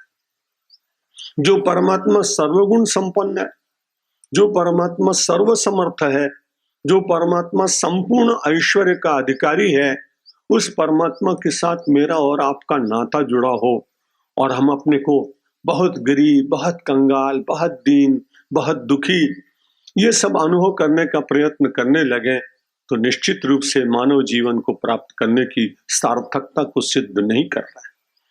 समय समय पर मनुष्य होने के कारण ऐसा भाव आएगा, क्योंकि हम सब लोग साधक हैं, चल रहे हैं अध्यात्म के मार्ग पर, लेकिन अधिकांश रूप से जब जब आवरण आ जाएं, उन आवरणों को हटाने का व्यक्ति को प्रयत्न करना चाहिए।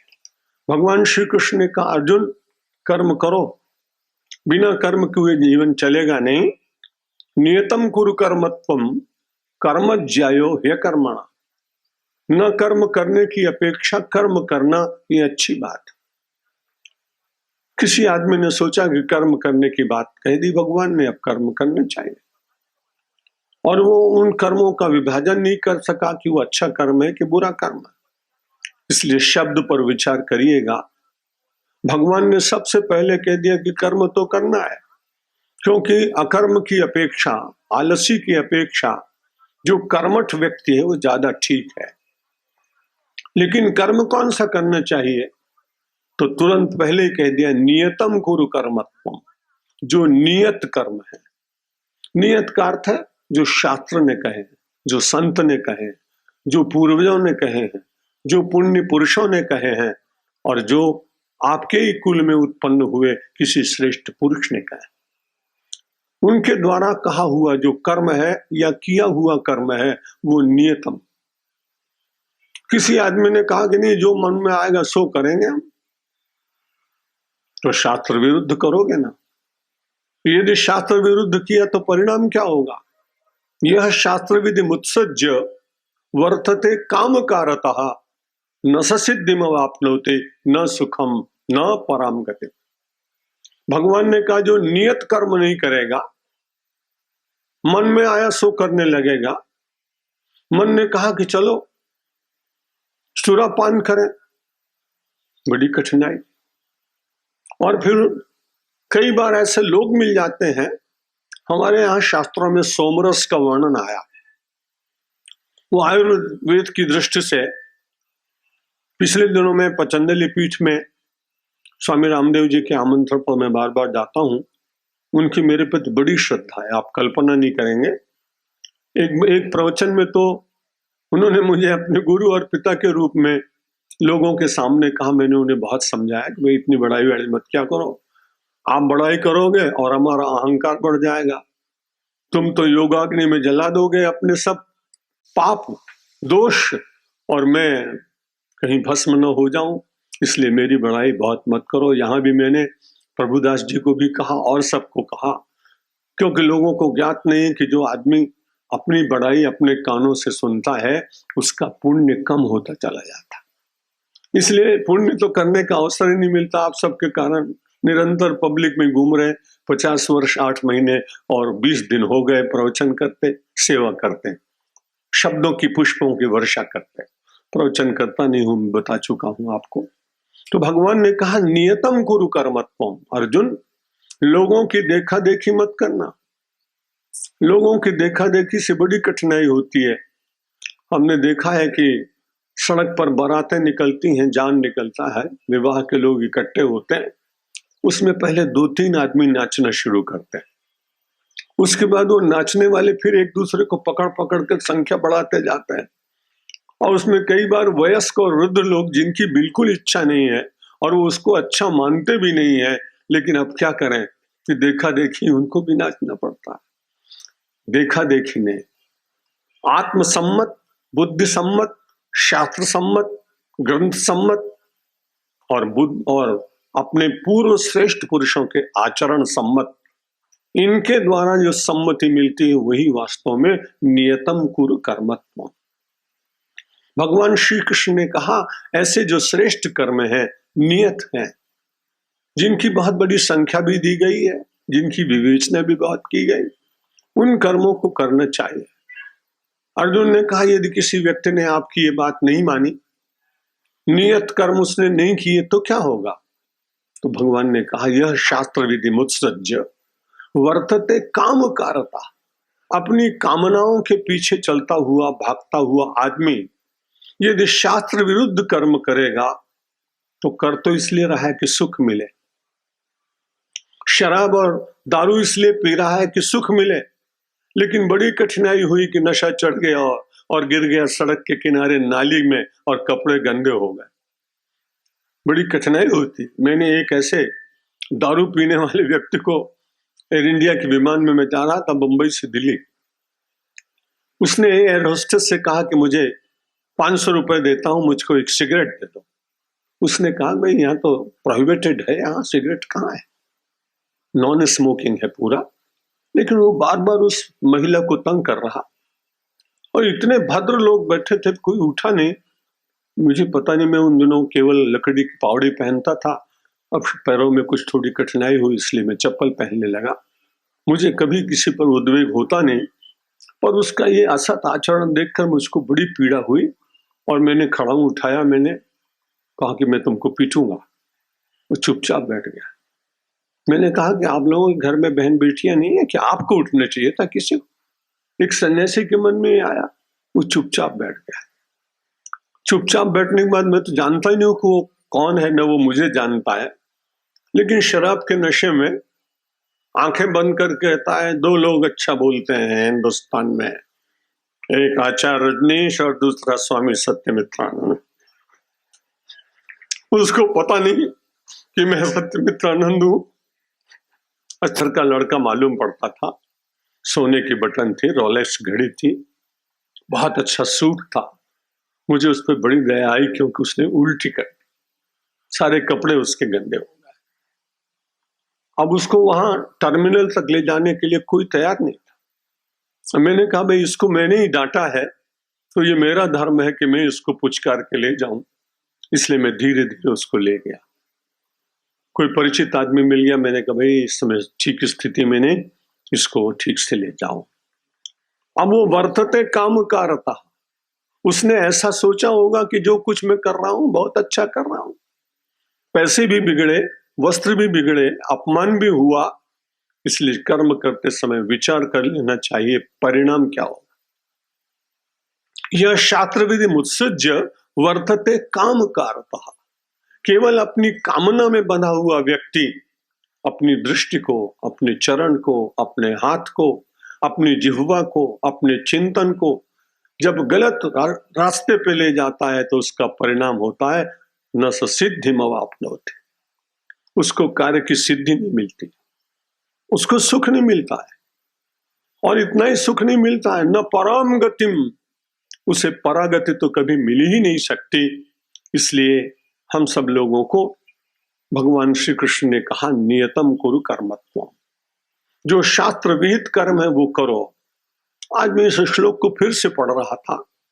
गीता सागर है, जितना गोता लगाएंगे श्रद्धा पूर्वक उस मां से कहेंगे कुछ नया दो।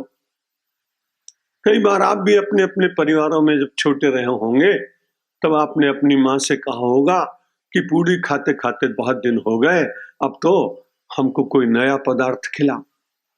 मां बड़ी दयामयी होकर आपको कोई नई वस्तु दे देती। हमारे लिए तो गीता माता, रामायण, भागवत यही हमारे माता पिता, इन्हीं के साथ हम बातचीत करते हैं ज्यादा, और फिर 1 घंटे तक, 1 कलाक तक आपके भीतर भगवान को ढूंढने की कोशिश करते हैं। तो मैंने कहा ये श्लोक तो कल हम पूरा कर चुके हैं, फिर आगे बढ़ना भी है, दिन थोड़े से शेष रहे, जितना रह जाएगा उतना हम बड़ी तेजी के साथ चलेंगे, और जब तक उसकी व्याख्या मस्तिष्क में भगवान दे रहे हैं तब तक मैं आपको कहूंगा। तो भगवान ने कहा कि नियतम कुरु कर्मत्वम, कर्म ज्यायो ह्य कर्मणः, न कर्म करते वालों से कर्म करने वाले ज्यादा अच्छे हैं। अब दूसरा शब्द बड़ा अच्छा कहा भगवान ने, शरीर यात्रा पीछते न प्रसिद्धेत अकर्मणः, बिना काम किए हुए तुमको शरीर की यात्रा भी पूरी नहीं करनी है। अब यहाँ यात्रा शब्द मैंने पढ़ा, मैंने कहा वाह भगवान, क्या बढ़िया बात आपने सुझाई हमको। जो साधारण रूप से चला जाता है वो प्रवास होता है, फिर आते जाते हैं उसको आवागमन कहते हैं। लेकिन भगवान ने कहा कि न शरीर ये परमात्मा का प्रसाद है। बड़े भाग्य मानुष तन पावा, कि सुर दुर्लभ सदग्रंथ निगावा, कि नर तन पाई विषय मन देहि, तो पलट सुधाते शठ विषुले। बड़े भाग्य मानुष तन पावा, ये मनुष्य का तन बड़ी बड़ी कृपा भगवान की हुई और आपके पुण्यों का एकत्रीकरण हुआ तो आपको ये मिला। इसलिए अब जो कुछ आप कर रहे हैं प्रकारांतर से अर्जुन के सामने, अर्जुन को समझाते हुए मुझे और आपको भगवान कह रहे हैं ये शरीर तुमको केवल प्रवास करने के लिए नहीं मिला है, ये शरीर यात्रा करने के लिए मिला। आपका पूरा जीवन यदि यात्रा बन जाए तो निश्चित रूप से अपने आप ही पुण्य होने लगते हैं, क्योंकि जब आप यात्रा में जाते हैं तो बहुत सावधान रहते हैं। यात्रा का अर्थ ही है कि जैसा जीवन जिया जाए उससे कुछ श्रेष्ठ जीवन जिए। भूमि शयन बल कल बसन, असन कंद फल मूल, ते कि सदा सब दिन मिलहि, समय समय अनुकूल। माता जी को राम जी ने कहा जानकी जी को कि देखो ये वनवास नहीं हुआ है, ये वन यात्रा में चल रहे हैं अपन। 14 वर्ष की वन यात्रा करेंगे। वहां सोने का सिंहासन नहीं मिलेगा, वहां चांदी के पाट नहीं मिलेंगे, वहां षड्रस व्यंजन नहीं मिलेंगे। भगवान श्री राम ने कहा यदि वन यात्रा करनी है तो मैं तुम्हें बता देता हूं कि करना क्या है और क्या सामने परिस्थिति आएगी। भूमि शयन बल कल बसन, जमीन पे सोना पड़ेगा। जंगल के पत्तों से बनी हुई कोई छोटी सी सादड़ी होगी या चटाई होगी। भूमि शयन बल कल बसन, असन कंद फल मूल, और खाने के लिए कंद मूल मिलेंगे। जानकी जी ने कहा कि ठीक है। फिर भगवान ने सोचा कि वे किसी दिन ना भी मिले, वे बता देना चाहिए। भूमि शयन कल बल बसन, असन कंद फल मूल, ते कि सदा मिले समय समय अनुकूल। कभी ऐसा भी समय आ सकता है कि मिले और किसी दिन ना मिले। मानो हम सबको भगवान ने कहा कि तुम भी सब यात्रा कर रहे हो। उनकी वन यात्रा 14 वर्ष की थी। भगवान थे, मना कर सकते थे, शक्ति का प्रदर्शन कर सकते थे। विनोद में तो मैंने एक दिन कहा कि राम जी से एक भूल हो गई, अपने आराध्य से भूल हो गई, ऐसा मैं कह भी नहीं सकता। लेकिन मैं विनोद में कहा कि राम जी से एक भूल हो गई। 7 बजे जाना था, सूर्योदय हुआ तब जाना था वनवास में। दशरथ जी से इतना कह देते 10:30 बजे चला जाऊंगा। दशरथ जी मना नहीं करते, चलो 10:30 बजे चले जाओ। और भगवान श्री राम तुरंत हाई कोर्ट में जाके स्टे ऑर्डर ले आते। दशरथ क्या कर लेते, फिर तो उनको जाना ही नहीं पड़ता। लेकिन भगवान ने तुरंत मन में विचार किया कि हाँ कितना अच्छा हुआ, मुझे अपने भारतवर्ष की माटी के साथ संबंध स्थापित करने का अवसर मिलेगा। मैं वनवासियों से बात करूंगा, मैं गरीब लोगों के दुख को निकट से जानने की चेष्टा करूंगा, मैं उनके दिए हुए प्रसाद को बड़े प्रेम से ग्रहण करूंगा, जिससे संसार में लोगों को ये विश्वास होगा कि राम केवल 56 भोग नहीं खाते, राम तो वनवासी के बेर भी खाते हैं और केवट का प्रसाद भी खाते हैं। इस महिमा को स्थापित करने के लिए भगवान ने वन यात्रा की। हम सब लोग जब से बुद्धि संभालते हैं, यदि ऐसा विचार कर लें कि ये शरीर एक यात्रा के रूप में मिला है, ये संसार के जितने कर्म हैं उनको यात्रा रूप से यदि स्वीकार करें तो भगवान कहते हैं शरीर यात्रा पे न प्रसिद्धेत अकर्मा। आलसी और निकम्मे लोगों को ये शरीर यात्रा भी पूरी नहीं हो पाएगी। और यदि शरीर को यात्रा का माध्यम बनाया तो निश्चित बात है कि जब आप यात्रा में जाते हैं, और गुजरात के भाई मुझे बहुत अच्छे लगते हैं, बहनें बहुत अच्छी लगती हैं, क्योंकि मुझे भोजन देती, मगर मैं इनको बड़ाई नहीं करूंगा तो बड़ी कठिनाई होगी। लेकिन वास्तविकता यह है लंदन से लेस्टर केवल 100 किलोमीटर है। 200-150 किलोमीटर की चाल से गाड़ी चलती है।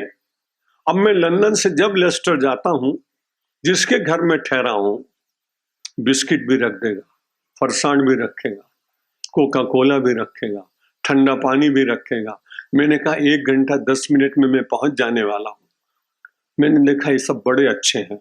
छोटी सी यात्रा करनी हो तो भोजन की सामग्री इनके साथ जरूर होती है, बड़ा अच्छा लगता है। मैंने देखा ये सब बड़े अच्छे हैं। छोटी सी यात्रा करनी हो तो भोजन की सामग्री इनके साथ जरूर होती है, बड़ा अच्छा लगता है। आप छोटी सी यात्रा में गए तो इतनी वस्तुएं रखी, और जीवन की यात्रा 80 वर्ष, 70 वर्ष, 60 वर्ष, 50 वर्ष सबकी जीवन की यात्रा है। इसलिए इसके लिए भी तो कुछ भातु रखना चाहिए, इसके लिए भी तो कुछ पाथे एकत्र करना चाहिए। इसलिए भगवान ने कहा जीवन जीवन नहीं है, जीवन यात्रा है। इस जीवन यात्रा के आध्यात्मिक साथी कौन है?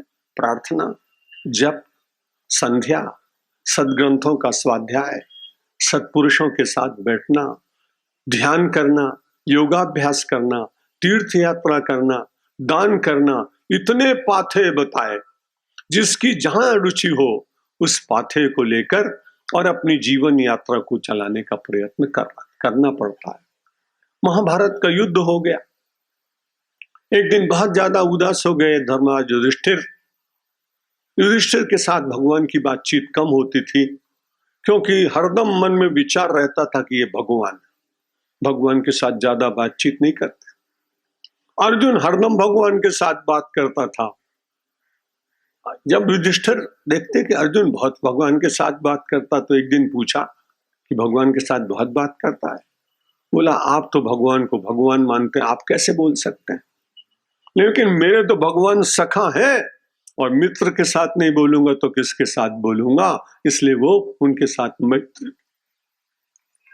लेकिन युधिष्ठिर की उदासी देखकर अर्जुन ने कहा कि मेरा बड़ा भाई उदास है, भगवान के पास चले, ले चलते हैं। क्या हुआ?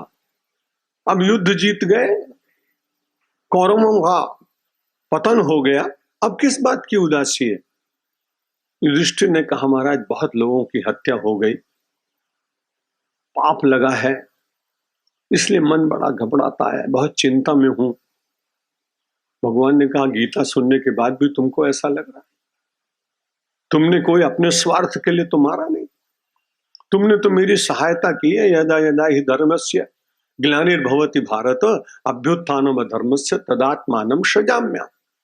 तो मेरे उस कार्य में तुमने सहायता की है, असत का संहार किया है, कालिमा को मिटाया है, अंधकार को समाप्त किया है, दुष्टों का दलन किया है, आसुरी वृत्ति के लोगों को धराशायी किया है, इसमें तो तुम मेरे सहायक रहे हो, तुम क्यों उदास हो? कहा महाराज फिर भी हो, कई ब्राह्मणों का भी वध हो गया है बड़ी, तो क्या करना चाहते हो? उन्होंने कहा महाराज यात्रा करके आए तो उसके बाद हमको ऐसा लगता है कि हम ठीक हो जाए। बहुत अच्छी बात, जाओ। जाने लगे यात्रा करने के लिए। भगवान ने कहा युधिष्ठिर जरा आना, मैं भूल गया था। मैं घूमता घूमता कहीं गया था तो एक बाबा जी ने, एक संत ने मुझको एक तुम्बी दी थी, गोल एक होती है अयोध्या की तरफ दूधी, जब वो सूख जाती है तो उसके भीतर का भाग निकाल देते हैं और वो पानी पीने के काम में आती है, उसको तुम्बी कहते हैं। भगवान ने कहा तुम यात्रा में जा रहे हो तो मेरा भी एक कम करना, उसमें से जरा सा टुकड़ा तोड़कर भीतर का भाग युधिष्ठिर के हाथ में दिया, कहा खाओ इसको। खाया तो बड़ी कड़वी थी, तो बोला तुम भी ले जाओ, सब तीर्थों में स्नान कराना, इसको भी स्नान करा के लाना। सब तुम्बियों को जहां जहां स्नान किया, लौटे वर्ष भर के बाद। भगवान ने कहा तुम्बी में जरा सा तोड़ा, खुद खाया, उसको खिलाया। कहा ये तो तुम जब गए थे उस समय भी इतनी कड़वी थी और अब भी उतनी कड़वी, ये क्या हुआ? तुम्हारी यात्रा में कैसा रहा? भगवान ने कहा कि तुम्हारी यात्रा तो ठीक हुई, लेकिन वास्तविक यात्रा क्या करनी चाहिए वो मैं तुम्हें बताता हूं। यात्रा का निषेध नहीं किया, क्योंकि तीर्थ में गए तो महात्माओं का दर्शन हुआ, प्रकृति का दर्शन हुआ, प्रपात का दर्शन हुआ, पक्षियों का दर्शन हुआ, कलरव गान सुनने को मिला, प्रपातों के संगीत सुनने को मिले, हिमालय की श्वेतता देखने का अवसर मिला, देवदार वृक्ष हिलते हुए उनमें देवताओं की ध्वनि सुनने को मिली। ये सब बहुत अच्छा हो। लेकिन भगवान ने कहा देखो, शरीर यात्रा को पूर्ण करने के लिए मैं तुम्हें कुछ दूसरी बात बताता हूं कि आत्मा नदी संयम तो ये पूर्णा सत्यावहा शील तटादयोर में तत्राभिषेकम कुरु पांडुपुत्र न वारिणा शुद्ध्यति चांतरात्मा। वारिणा अंतरात्मा न शुद्ध्यति, केवल जल के द्वारा अंतरात्मा की शुद्धि नहीं होती। इसलिए जो अब तुम्हारे दिन शेष रहे, वो यात्रा तुम करके आए, बहुत अच्छा हुआ, संतों के आशीर्वाद मिले होंगे, भगवान के देवताओं के स्वरूपों का दर्शन हुआ होगा। लेकिन जो शरीर यात्रा तुम्हारी शेष रही है, उसमें तुम्हें कहाँ स्नान करना है, कहाँ पवित्रता प्राप्त करनी है, ये मैं तुम्हें बताता हूं। आत्मा नदी, अपनी आत्मा की नदी में स्नान करो, और आत्मा की नदी में स्नान करते करते देहाध्यास टूट जाता है, देह का अभिमान मिट जाए और धीरे धीरे आत्माभ्यास हो जाए, तो शरीर में जो कुछ घट रहा है उसकी प्रतीति नहीं होती। चाहे वो शहीद हो और चाहे वो संत हो, जब उसका देह के प्रति बहुत प्रेम नहीं होगा तो लक्ष्य के प्रति प्रेम हो जाता है। पाटीदार समाज में मैं परसों जब प्रवचन करने गया, तब मैंने वो बात भगत सिंह की सुनाई थी। बहुत सारे श्रोता थे, कुछ नए होंगे। मुझे ऐसा लगता है कि भगत सिंह को इतनी बड़ी वेदना निकट में है, फांसी का फंदा गले में लगने वाला है, लेकिन देह की चिंता नहीं। क्यों? जब देह की चिंता नहीं हो तो उससे जो श्रेष्ठ कुछ होता है, मनसस्तु परा बुद्धे यो बुद्धे परतस्तु सहा। मन से श्रेष्ठ बुद्धि और बुद्ध से श्रेष्ठ आत्मा। बुद्ध से विचार करते करते जब व्यक्ति ने सोच लिया कि मैं देह नहीं हूं, जो सुख दुख आएगा उसको स्पर्श देह से होगा, लेकिन आत्मा से नहीं होगा। जब ये दीर्घ दृष्टि और उच्च दृष्टि आती है तो कई बार महापुरुषों को अपने शरीर के कष्ट का ज्ञान नहीं होता। पूज्य यहाँ के बड़े श्रेष्ठ महापुरुष हो गए, रंग अवधूत जी महाराज, शारीरिक दृष्टि से कठिनाई थी पर कभी उनके मुंह पर उदासी नहीं देखी। रामकृष्ण परमहंस जैसा महापुरुष, जिसके गले में 3 वर्ष तक 4 वर्ष तक और वो कैंसर का रोग हो गया, बोल नहीं पाते थे। एक दिन विवेकानंद के मित्रों ने कहा कि गुरुजी अपने काली माता से प्रार्थना क्यों नहीं करते हैं कि उनका रोग ठीक कर दे। बात तो ठीक थी। विवेकानंद ने दबे दबे स्वर में अपने गुरुदेव से कहा कि महाराज, मुझे कोई सलाह देने का अधिकार नहीं, आप मेरे गुरु हैं, लेकिन मैं सोचता हूं कि काली माता से आप प्रार्थना करते तो आपका ये रोग मिट जाता क्या? कब का मिट जाता?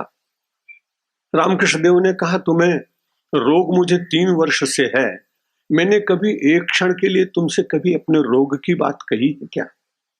हाँ महाराज, कभी नहीं कही। तो तुम्हें ऐसा नहीं लगता है कि रोग कहीं और मैं कहीं हूं?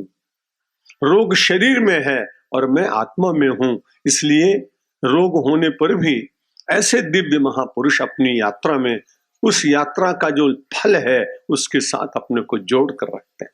आत्मा नदी संयम तो ये पूर्णा, उस आत्मा की नदी में संयम का पानी बहना चाहिए, सत्यावहा, और उसमें सत्य की उर्मियां उठनी चाहिए, सत्य की लहरें उठनी चाहिए।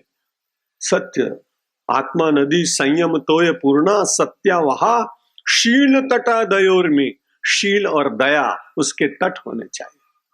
तत्राभिषेकम कुरु पांडुपुत्र युधिष्ठिर, अब बचे हुए जीवन की यात्रा में इस नदी में स्नान कराओ। नवारिणा शुद्धति चांतरात्मा, केवल वारि के द्वारा, जल के द्वारा अंतरात्मा की शुद्धि नहीं होती है। भगवान ने अर्जुन को कहा, ये जो देह मिली है इससे सत्कर्म करते जाओ और बार बार विचार करना कि ये शरीर यात्रा कर रहा है। यदि इसको आपने आवागमन और प्रवास माना तब अटखेलियां करते हुए असत मार्ग पर भी चले जाएंगे। लेकिन यदि बुद्धि में थोड़ा सा चिंतन हुआ कि देह मिली है, ये यात्रा का साधन है, साधन को अशुद्ध नहीं करना चाहिए, साधन के भीतर दोष नहीं आने चाहिए। प्रारब्ध के कारण कुछ भूलें होंगी भी, उसकी चिंता मत करिए। जो भूल हो जाए रोज भगवान के सामने प्रार्थना करिए कि महाराज मैं तो चाहता हूं मेरा शुद्ध जीवन हो, पर मेरे पूर्व जन्म के संस्कार, परिवेश, परिस्थितियां, भोजन, काल, देश, इन सब के कारण मुझसे जो भूल हो जाती है, मैं उसके लिए आपसे क्षमा मांगता हूं भगवान। ऐसी शक्ति दो कि दोबारा ना हो। और यदि ऐसा प्रार्थना करते रहेंगे तो आप निश्चित मानिए आपके भीतर इतना बल आ जाएगा कि दोष की जानकारी होते हुए तत्काल आप बच जाएंगे। मैं तो नित्य प्रवास करता हूं तो मैं देखता रहता हूं अपने चालक को। मुझे डर लगता है कि छोटा सा एक पशु आ रहा है सामने, और कभी थोड़ा 79 वर्ष की आयु हो गई इसलिए मुंह से शब्द भी निकल जाता अरे, लेकिन वो ड्राइवर बड़े शांति से चलाता हुआ, और जब बिल्कुल निकट आ गया पशु, मुझे लगा कि अब ये मरेगा, इसको असावधान जैसा दिख रहा है, लेकिन वो इमरजेंसी ब्रेक मारता है और तुरंत वो पशु निकल जाता है और कोई दुर्घटना नहीं होती। भगवान का स्मरण इसलिए भी करना चाहिए कि जब बिल्कुल बुराई के निकट पहुंच जाए तो इमरजेंसी ब्रेक मार दे, तो बुद्धि भगवान की तरफ चली जाए, परिस्थितियां अपने स्थान में नहीं। तो नियतम कुरु कर, भगवान ने कहा नियत कर्म करो, शास्त्र विहित कर्म करो। जीवन को एक यात्रा मान लो, पाथे इकट्ठे करते चले जाओ। थोड़ा थोड़ा इकट्ठा करने से सद्गुण अपने आप समुद्र बन जाता है, सरोवर बन जाता है। गुणों के, सद्गुणों के आप पुंज बन जाते हैं, दैवी संपत्ति के आप अधिकारी बन जाते हैं। फिर कर्म कैसे करें भगवान? बड़ी अच्छी बात आपने सुना दी। अग्रिम श्लोक में भगवान ने कहा यज्ञार्थात् कर्मणोऽन्यत्र लोकोऽयं कर्म बंधनः तदर्थम कर्म कौन्तेय मुक्त संग समाचर। अर्जुन को बार बार समझाते रहते हैं, कहीं पार्थ कह देते हैं, आज यहाँ कौन्तेय कह दिया। कोई आदमी हो उसको अपने माता पिता की याद दिला दो ना तो उसको तुरंत शौर्य आ जाता है। मैंने स्वयं इसका अनुभव करके देखा है। उदयपुर के महाराणा भगवत सिंह जी जो विश्व हिंदू परिषद के अध्यक्ष रहे कुछ काल तक, और मैं विश्व हिंदू परिषद का परमात्मा की कृपा से संस्थापित ट्रस्टियों में एक ही बचा हूं, और जितने थे सब भगवत धाम में चले गए। तो उन्होंने मुझसे बड़ा आग्रह किया कि महाराज आप हमारे यहाँ एक बार उदयपुर में हमारे महल में आप नवरात्र करें तो बड़ा अच्छा है। बड़े सरल थे, मेरे प्रति उनका बड़ा आदर भाव था। मैं ठहर गया। अब मेरे सामने एक पिंजरा था चांदी का, उसमें एक तोता पोपट था। वो मुझे रोज बड़ी सवेरे जब उठो तो मेरी तरफ आवाज करता देखता। मैंने समझ लिया कि ये कहता है मुझसे कि जरा दरवाजा खोलो मैं जाऊं। मुक्ति का उपदेश देते घूमते हो, तुम्हारे सामने एक पक्षी बंधन में पड़ा, उसे खोल नहीं सकते तुम। लेकिन मैं अतिथि था, मैं क्या नहीं कर सकता। एक छोटा सा बालक एक दिन दर्शन करने आया, बड़ा प्यारा था बच्चा। मैंने कहा कि क्या नाम है? उसने बताया शार्दुल सिंह। मैंने कहा कौन है तुम्हारे पूर्वज? बोले सिसोदिया वंश के राणा प्रताप। बड़ा अच्छा लगा। मैं उसकी पीठ पे हाथ फेरा। मैंने कहा तुम तो बड़े वीर संतान हो, वीर पुरुषों की, ये पिंजरा खोल सकते हो क्या? 1 मिनट में उसने पिंजरा खोला और पोपट उड़ गया। मुझे बड़ा अच्छा लगा और मुझे लगा देखो भगवान इसीलिए कह रहे हैं कौन्ते तू साधारण नहीं है। उस बालक को मैंने कहा कि तू राणा प्रताप का वंशज है, तो छोटे से बालक का रक्त में वो शौर्य जग गया, उसकी भुजाएं फड़कने लगी, उसको अपने कर्म के प्रदर्शन करने की इच्छा जग गई। भगवान ने सोचा कि अर्जुन को भी कौन्ते कहना चाहिए और ये कहना चाहिए कि देख तेरी माँ ने कितने बड़े कष्ट उठाए, लेकिन अपने नियम और अपने व्रत का कभी परित्याग नहीं किया। और अर्जुन एक दिन तो तेरी माँ ने मेरे बहुत प्रार्थना करने पर भी मेरा प्रस्ताव स्वीकृत नहीं किया। आप सबको याद होगा वो दृश्य जहां श्री कृष्ण पिघल उठे एक दिन और मन में विचार किया कि अब कुंती को और कुंती के पुत्रों को कोई कष्ट नहीं रखने दूंगा। मैं अपनी भगवदी शक्ति से इनके सारे जितने प्रारब्ध के कर्म है सबका क्षय करूंगा। और बड़ी तैयारी के साथ पहुंचे भगवान उस दिन। कुंती से कहा तू मेरे पारिवारिक मेरा संबंध तुम्हारे साथ, तुम भगवान भी मुझे मानती हो, ठीक है, आज मैं बड़ी तैयारी के साथ आया हूं। बोला सामान वामान तो कुछ दिखाई नहीं पड़ता, कैसी तैयारी? बोला मानसिक तैयारी के साथ आया हूं। कैसी तैयारी? आज मैंने निश्चय किया है कि पांडवों और कुंती का सारा कष्ट मैं दूर कर दूं। बोले पांडवों की बात जाने दो, आप मेरे साथ बात करो। हाँ तो तुम्हारे कष्ट दूर कर दूंगा, सदा सदा के लिए कभी जीवन में विपत्ति नहीं आएगी। कुंती ने कहा आप बड़े कृपालु हैं, प्रस्ताव कोई आदमी रखता है उसको स्वीकार करना न करना जिसके सामने प्रस्ताव रखा गया उसके ऊपर, इसलिए मुझे आपके इस प्रस्ताव पर विचार करने का अवसर तो दो। कैसी अद्भुत बात! हम आंखें बंद करके भगवान का ध्यान करते हैं और कुंती उस समय आंखें बंद करके ध्यान तो कर रही है और श्री कृष्ण सामने बैठे बैठे कुंती को देख रहे हैं। ऐसा लगा मानो कुंती भगवान श्री कृष्ण के ध्यान में और आनंद से कुछ विचार कर रही होगी। आंखें खुली, श्री कृष्ण भगवान ने कहा बोलो मेरा प्रस्ताव स्वीकृत? ना, क्षमा करें, आपने कहा विपत्ति मिटाऊंगा और मैं आपसे कह रही हूं कि 13 वर्ष के लिए जो विपत्ति आई है ना उसको सारे जीवन के लिए लंबा कर दो, बड़ा कर दो। विपदा संतु न शश्वत तत्र तत्र जगत गुरो भवतो यद दर्शनम स्यात् अपुनर्भव दर्शन। मेरी विपत्ति सदा मेरे साथ रहे, क्यों कि सुख के माथे सिल पर कि नाम हृदय ते जाए, बलिहारी व दुख की जो पल पल नाम रटाए। उस सुख के ऊपर शिला पड़ जाए, पत्थर पड़े, मुझे नहीं चाहिए, क्योंकि जब विपत्ति आएगी तो एक लाभ मुझे होता है, श्री कृष्ण तुम तुरंत मेरे सामने आ जाते हो। विपत्ति मिटाने के बाद तुम आओगे नहीं मुझे मालूम है, क्योंकि जब सुख मिलने लगेगा तो मैं सुख में खो जाऊंगी, तुम्हें बुलाने का अवसर भी बहुत कम आएगा। इसलिए विपत्ति दो, जितनी ज्यादा दे सकते हो उतनी विपत्ति दो। और उस विपत्ति का बड़ा लाभ यह है भवतो दर्शनम यत् स्यात्, हर विपत्ति में आपका दर्शन होता है और आपके दर्शन करने के बाद बड़ा अच्छा लगता है। दर्शन जब हो गए तो मुझे तुमसे नहीं कहना पड़ेगा कि मुझे मुक्ति दे दो, तुम्हारा दर्शन मुझे अपने आप मुक्ति दिला लेगा, इसलिए तुम्हारा एहसान नहीं चाहिए। क्या अच्छी बात!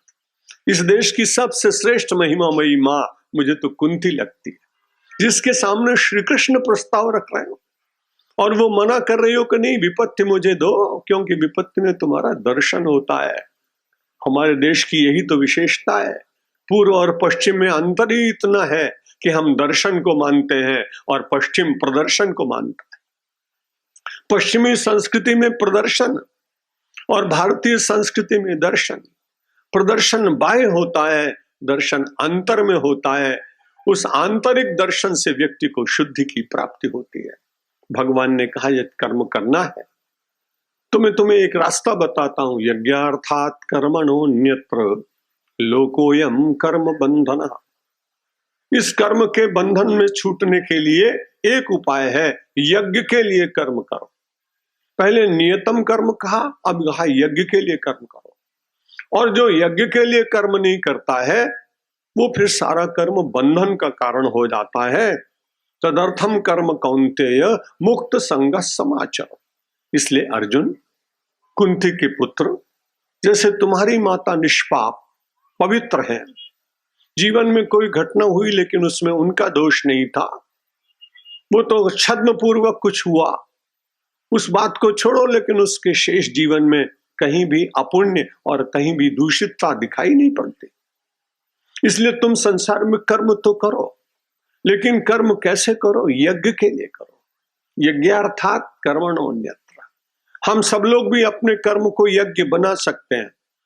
उतना ही यज्ञ मत मानिए कि जो एक कुंड बनाकर हमारे शास्त्री लोग, पानेरी जी यहाँ बैठे, बड़े विद्वान हैं, अच्छे हैं, हमारे कर्मकांड जितने यहाँ मारुति धाम में होते वो कराते हैं। आज मैं उनके यहाँ भिक्षा करने भी गया था। हम भोजन करने जाते हैं तो सन्यासी भिक्षा करते हैं, गृहस्थ भोजन करता है। जब भिक्षा करने की इच्छा होती तो शंकराचार्य भगवान आते हैं कि पंचाक्षरम पावन मुच्चरंतः पतिम पशूनाम हृदय भावयन्ता तो भिक्षाशनो दिक्षु परिभ्रमंता कौपीनवंता खलु भाग्यवंता। यदि भोजन करेंगे तो राजसी हो जाएगा, इसलिए जब जाता हूं तुरंत मन में करता हूं भिक्षा करने जा रहा हूं। भिक्षाशना दिक्षु परिभ्रमंता, आज यहाँ कल वहां अलग अलग दिशाओं में लोगों के घर होते, तो भगवान शंकराचार्य का स्मरण करके महाराज आपकी जैसी शक्ति तो कहाँ है, आप जैसा त्याग कहाँ है, और तो कहीं नहीं, रोटी में तो कम कम आपका स्मरण कर ले तो भोजन के समय लगता है भिक्षा करने आ। भिक्षाशना दिक्षु परिभ्रमंता, भगवान कहते हैं आज अगर होते तो शायद भगवान को अपना श्लोक बदलना पड़ता, क्यों बड़े बड़े महंत हैं, मठाधीश हैं, ऐश्वर्य का अंत नहीं। तो भगवान शंकराचार्य से कहकर वो कहते कि महाराज बदल दो जरा अपना श्लोक, तो बदल देते, बैलेंसवंता खलु भाग्यवंता। लेकिन वो तो काल दूसरा था, जहां केवल त्याग और त्याग के द्वारा ही इतनी बड़ी शक्ति का सर्जन होता था कि सम्राट अपने शीश झुका देते थे, पूरा का पूरा राज्य समर्पित कर देते थे। यज्ञार्थात कर्मणोऽन्यत्र लोकोयम कर्म बंधना। अर्जुन, जो यज्ञ के लिए कर्म नहीं किया जाता है वो बंधन का कारण होता है। तो महाराज यज्ञ कौन है, यज्ञ क्या है? यज्ञ का अर्थ है जो भी कुछ मिला उसमें से कुछ देना। यज्ञ में कुछ दिया जाता है, यज्ञ में पूरे समाज का संगतिकरण होता है, संगठन होता है। इसलिए यज्ञ सारे संसार में अलग अलग यज्ञ हैं, द्रव्य यज्ञ, तपो यज्ञ, योग यज्ञ तथा परे। स्वाध्याय ज्ञान यज्ञश्च यतया संशित व्रता यज्ञानाम जप यज्ञोस्मि। श्रीमद् भगवद गीता ने 5 प्रकार के यज्ञ बताए। द्रव्य यज्ञ, पैसे के बिना यज्ञ नहीं होता, इसलिए साकल्य लानी है, सामग्री लानी है, मंडप बनाना है, यज्ञ कुंड तैयार करने हैं, ब्राह्मणों के निवेदन करना है, उनकी वर्णी का सामान लाना है, उनके भोजन और फलाहार की व्यवस्था करनी है, तो ये तो द्रव्य से होगा। तो एक यज्ञ होता है द्रव्य यज्ञ, और दूसरा यज्ञ कोई भी आदमी कर सकता है, तपो यज्ञ, तपश्चर्या का अधिकार सबको। मानो आप कई प्रकार का भोजन करते हो और मन में निश्चय करें कि श्रावण मास आया, इसमें केवल दूध और फल के ऊपर रहेंगे। अब पूरे परिवार के साथ बैठो, जब ये तपस्या करो तो मेरा निवेदन यह है कि परिवार के साथ बैठकर डाइनिंग टेबल पर और दूध और फल लो और उनसे कहो कि बढ़िया बढ़िया भजिया बनाओ, बढ़िया बासुंदी और जितनी अच्छी चीजें हैं वो सब बनाएं, वो खाएं, और आप देखें तो मन को तपस्या यहाँ है। जिसको मिला नहीं वो तपस्या क्या, प्राप्त को बुद्धि पूर्वक विवेक पूर्वक कम से कम सेवन करने वाला तपश्चर्या के मार्ग पर जाता है। जिसके पास है नहीं वो तो दरिद्रता के दुख से दीन ही, गरीबी से दबा हुआ, वो क्या करेगा। जो प्राप्त है, आपको बुद्धि प्राप्त है, लेकिन उसको असत में नहीं लगाएंगे, ये आपका तप है। आपको निद्रा बहुत आती है, लेकिन आपने निश्चय किया कि नहीं 4 बजे उठकर रोज ध्यान करेंगे, लोम अनुलोम विलोम करेंगे और जो योगाभ्यास है वो करेंगे, तो धीरे धीरे जो आप सत्य नहीं कर रहे हैं उस प्रकार के सात्विक जीवन को अपनाने का प्रयत्न करना, ये व्यावहारिक तप। द्रव्य यज्ञ, तपो यज्ञ, उसके बाद योग यज्ञ, योगाभ्यास करना वो भी यज्ञ है। द्रव्य यज्ञ, तपो यज्ञ, योग यज्ञ तथा परे, और फिर उसके बाद स्वाध्याय ज्ञान यज्ञाश्च। स्वाध्याय जो हो वो यज्ञ है। यहाँ आप प्रवचन वगैरह सुन रहे हैं, मेरी वाणी के पुष्प आपको अर्पित हो रहे हैं, ये ज्ञान यज्ञ। इन 5 यज्ञों में से कोई भी यज्ञ यज्ञार्थात कर्मणोऽन्यत्र। पहले तो भोजन जब करते थे तो जल्दी जल्दी भोजन नहीं करते थे, पहले स्मरण करते थे, प्राणापान उदान समान व्यान 5 प्राण है उनको अर्पित करते थे। प्राणाय स्वाहा, अपानाय स्वाहा, उदानाय स्वाहा, व्यानाय स्वाहा, समानाय स्वाहा, ऐसा बोल करके अभी भी भगवान को तो भोग लगाते हैं। जब पंडित जी बोलते हैं मध्य मध्य पानी हम समर्पयामि, बीच बीच में पानी भी देते हैं और हाथ जरा सा लगा लेते हैं। गुजरात वाले बड़े अच्छे हैं, कर्मकांड भी अच्छा आता है इन सबको। तो भगवान को तो आप उस समय खिलाते हैं, पंचग्रास देकर बताते हैं, लेकिन हमारे शास्त्रों ने कहा कि भोजन करते समय आप भी ये 5 शब्द बोलें। लेकिन अब बड़ा कठिन है, क्योंकि फास्ट फूड खाएंगे तो कहाँ करेंगे। खड़े खड़े खाएंगे तो कैसे करेंगे? संस्कृति बदल रही है, अब नहीं बदलेंगे ये भी संभव नहीं, कि ग्लोबलाइजेशन बड़ा चल रहा है। उसमें जो अपनी शक्ति के अनुसार सात्विकता को अपनाने का प्रयत्न कर सकें, निश्चित रूप से उनको आध्यात्मिक बल मिलता है। तो भगवान ने कहा यज्ञार्थात् कर्मणोऽन्यत्र, जो कुछ तुझे मिला है उसमें से थोड़ा सा अर्पण कर दे। यज्ञ का अर्थ ही होता है समर्पण। हमारी संस्कृति के 3 शब्द मुझे बहुत अच्छे लगते हैं। एक है हमारे जीवन में श्रद्धा पूर्वक हम भगवान का स्मरण करते हैं, तो स्मरण करते समय स्मरण करते हैं, फिर अपने माता पिता का स्मरण करते हैं, तब तर्पण करते हैं, और उसके बाद में हमारे साथ में तर्पण है और अर्पण है। जब अर्पण और तर्पण आता है तो उसके बाद जो आपको प्रसन्नता होती है ना, उसको दर्पण में देखने का प्रयत्न करो, बड़ा अच्छा लगेगा। हमारे जीवन में तर्पण और अर्पण, और उसके बाद फिर आध्यात्मिक दृष्टि से समर्पण, जिसको हम शरणागति कहते हैं। सर्वधर्मान् परित्यज्य मामेकं शरणं व्रज। शरण कहा गया, वो समर्पण शरण के शब्द में कहा गया।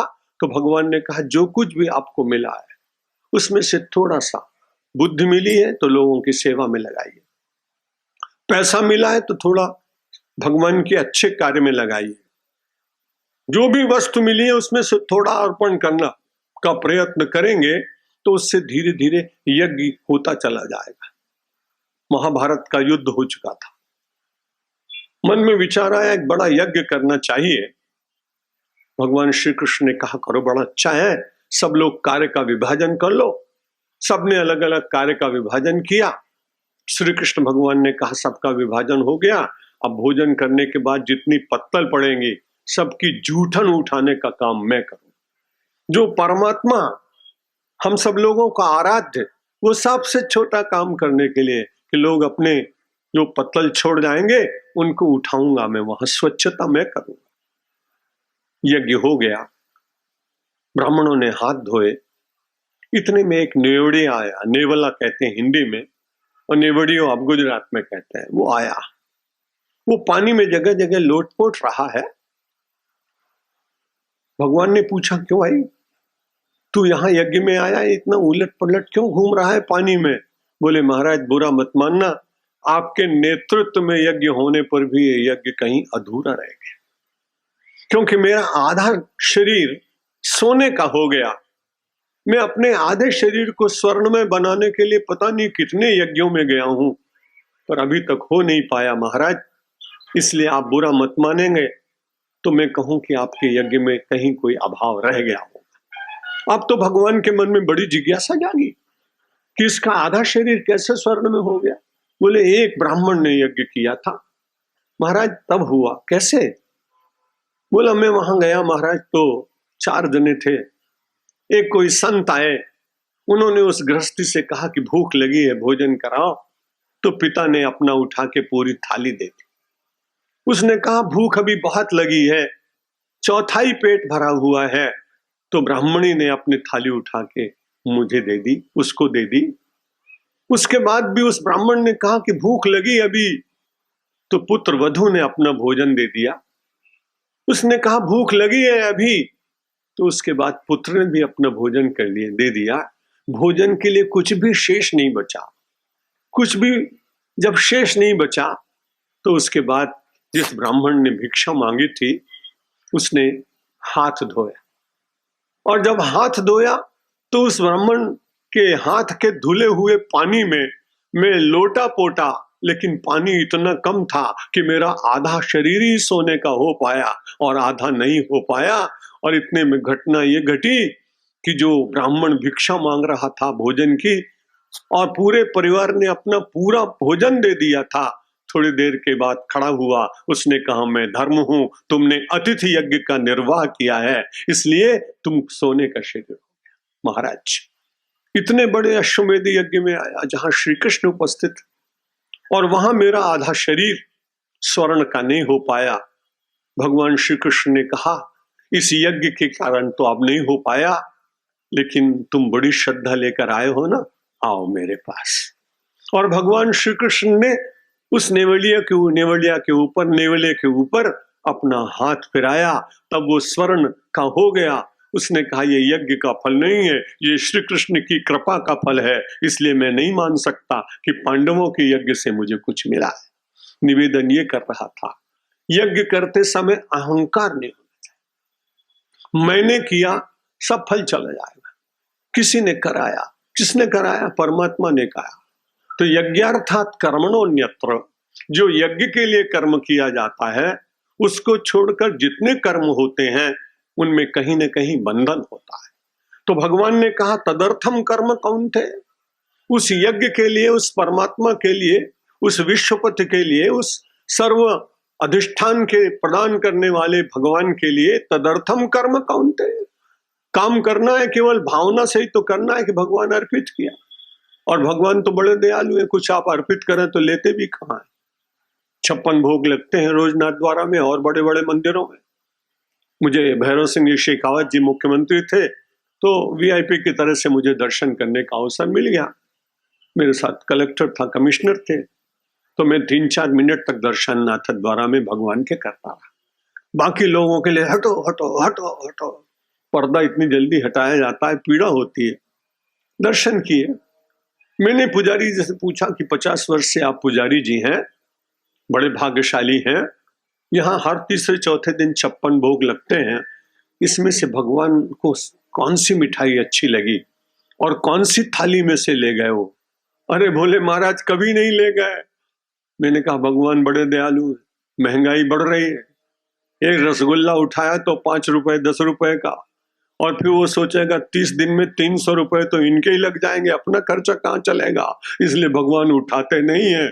अब फिर भी नहीं उठाते और आप अर्पण न करें तो ये बात ठीक नहीं। इसलिए यज्ञार्थात कर्मणोन्यत्र, जो कर्म किया भगवान तुमको अर्पित है, जो मुझे मिला वो आपको अर्पित है, आपका प्रसाद। इतना मान लेने में आपको कष्ट भी क्या, किसी को कोई कष्ट नहीं। यदि उसमें से वास्तव में कुछ देना पड़े तो पीड़ा हो सकती, लेकिन देना तो है ही नहीं। आप तो बहुत अच्छे हैं, वो तो डपोल शंख की तरह बात सुनाऊंगा कभी वो एक बड़ी अच्छी विनोद की वार्ता है। तो इसलिए यज्ञार्थात कर्मणोन्यत्र लोकोयम कर्म बंधना तदर्थम कर्म कौन्तेय मुक्त संग समाचर। क्या बढ़िया बात कही भगवान ने, बंधन में नहीं, मुक्त संगा। तुमको आसक्ति नहीं होगी, खूब आनंद से विचरो। हम तो ऐसा ही मानते हैं कि भाई मस्त रहने चाहिए आदमी को। हमने श्रद्धे मुरारी बापू जी की कथा कराई हरिद्वार में, बड़े अच्छे सत्पुरुष हैं। उन्होंने कहा कि मैंने महाराज के यहाँ, स्वामी जी के यहाँ कथा की और मैं तो मस्त मुरारी बापू हूं, मुझे कोई उपाधि नहीं चाहिए। अब मुझे धन्यवाद देना था तो मैंने कहा ये तो बड़ा अच्छा हुआ कि जब वो गृहस्थ होकर मस्त मुरारी बापू हैं तो मैं अलमस्त सत्यमित्रानंद हूं। चरण राम तीरथ चल जाहि, बसहु राम उनके उरमाए।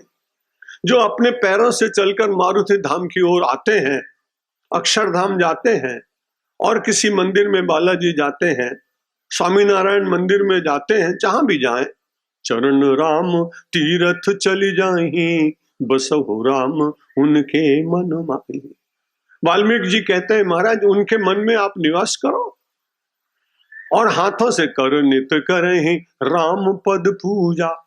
और अपने हाथ से परमात्मा की जो पूजा करते हैं, जो कुछ भी मिलता है तुम ही निवेदित भोजन करही, प्रभु प्रसाद पट भूषण धरहि। भोजन मिला, वस्त्र मिला, आभूषण मिले, मकान मिला, पुत्र मिला, पुत्री मिले, संबंधी मिले, उनको सबको भगवान का प्रसाद मानकर उनके साथ संबंध स्थापित करेंगे तो आपको मनुष्य होते हुए भी आपकी यात्रा हो रहेगी। आप मुक्त संग हो जाएंगे, मस्त हो जाएंगे, त्रस्त नहीं होंगे। अगर भगवान का भक्त त्रस्त हो तो ये पीड़ा की बात। भगवान के भक्त को तो मस्त होना चाहिए।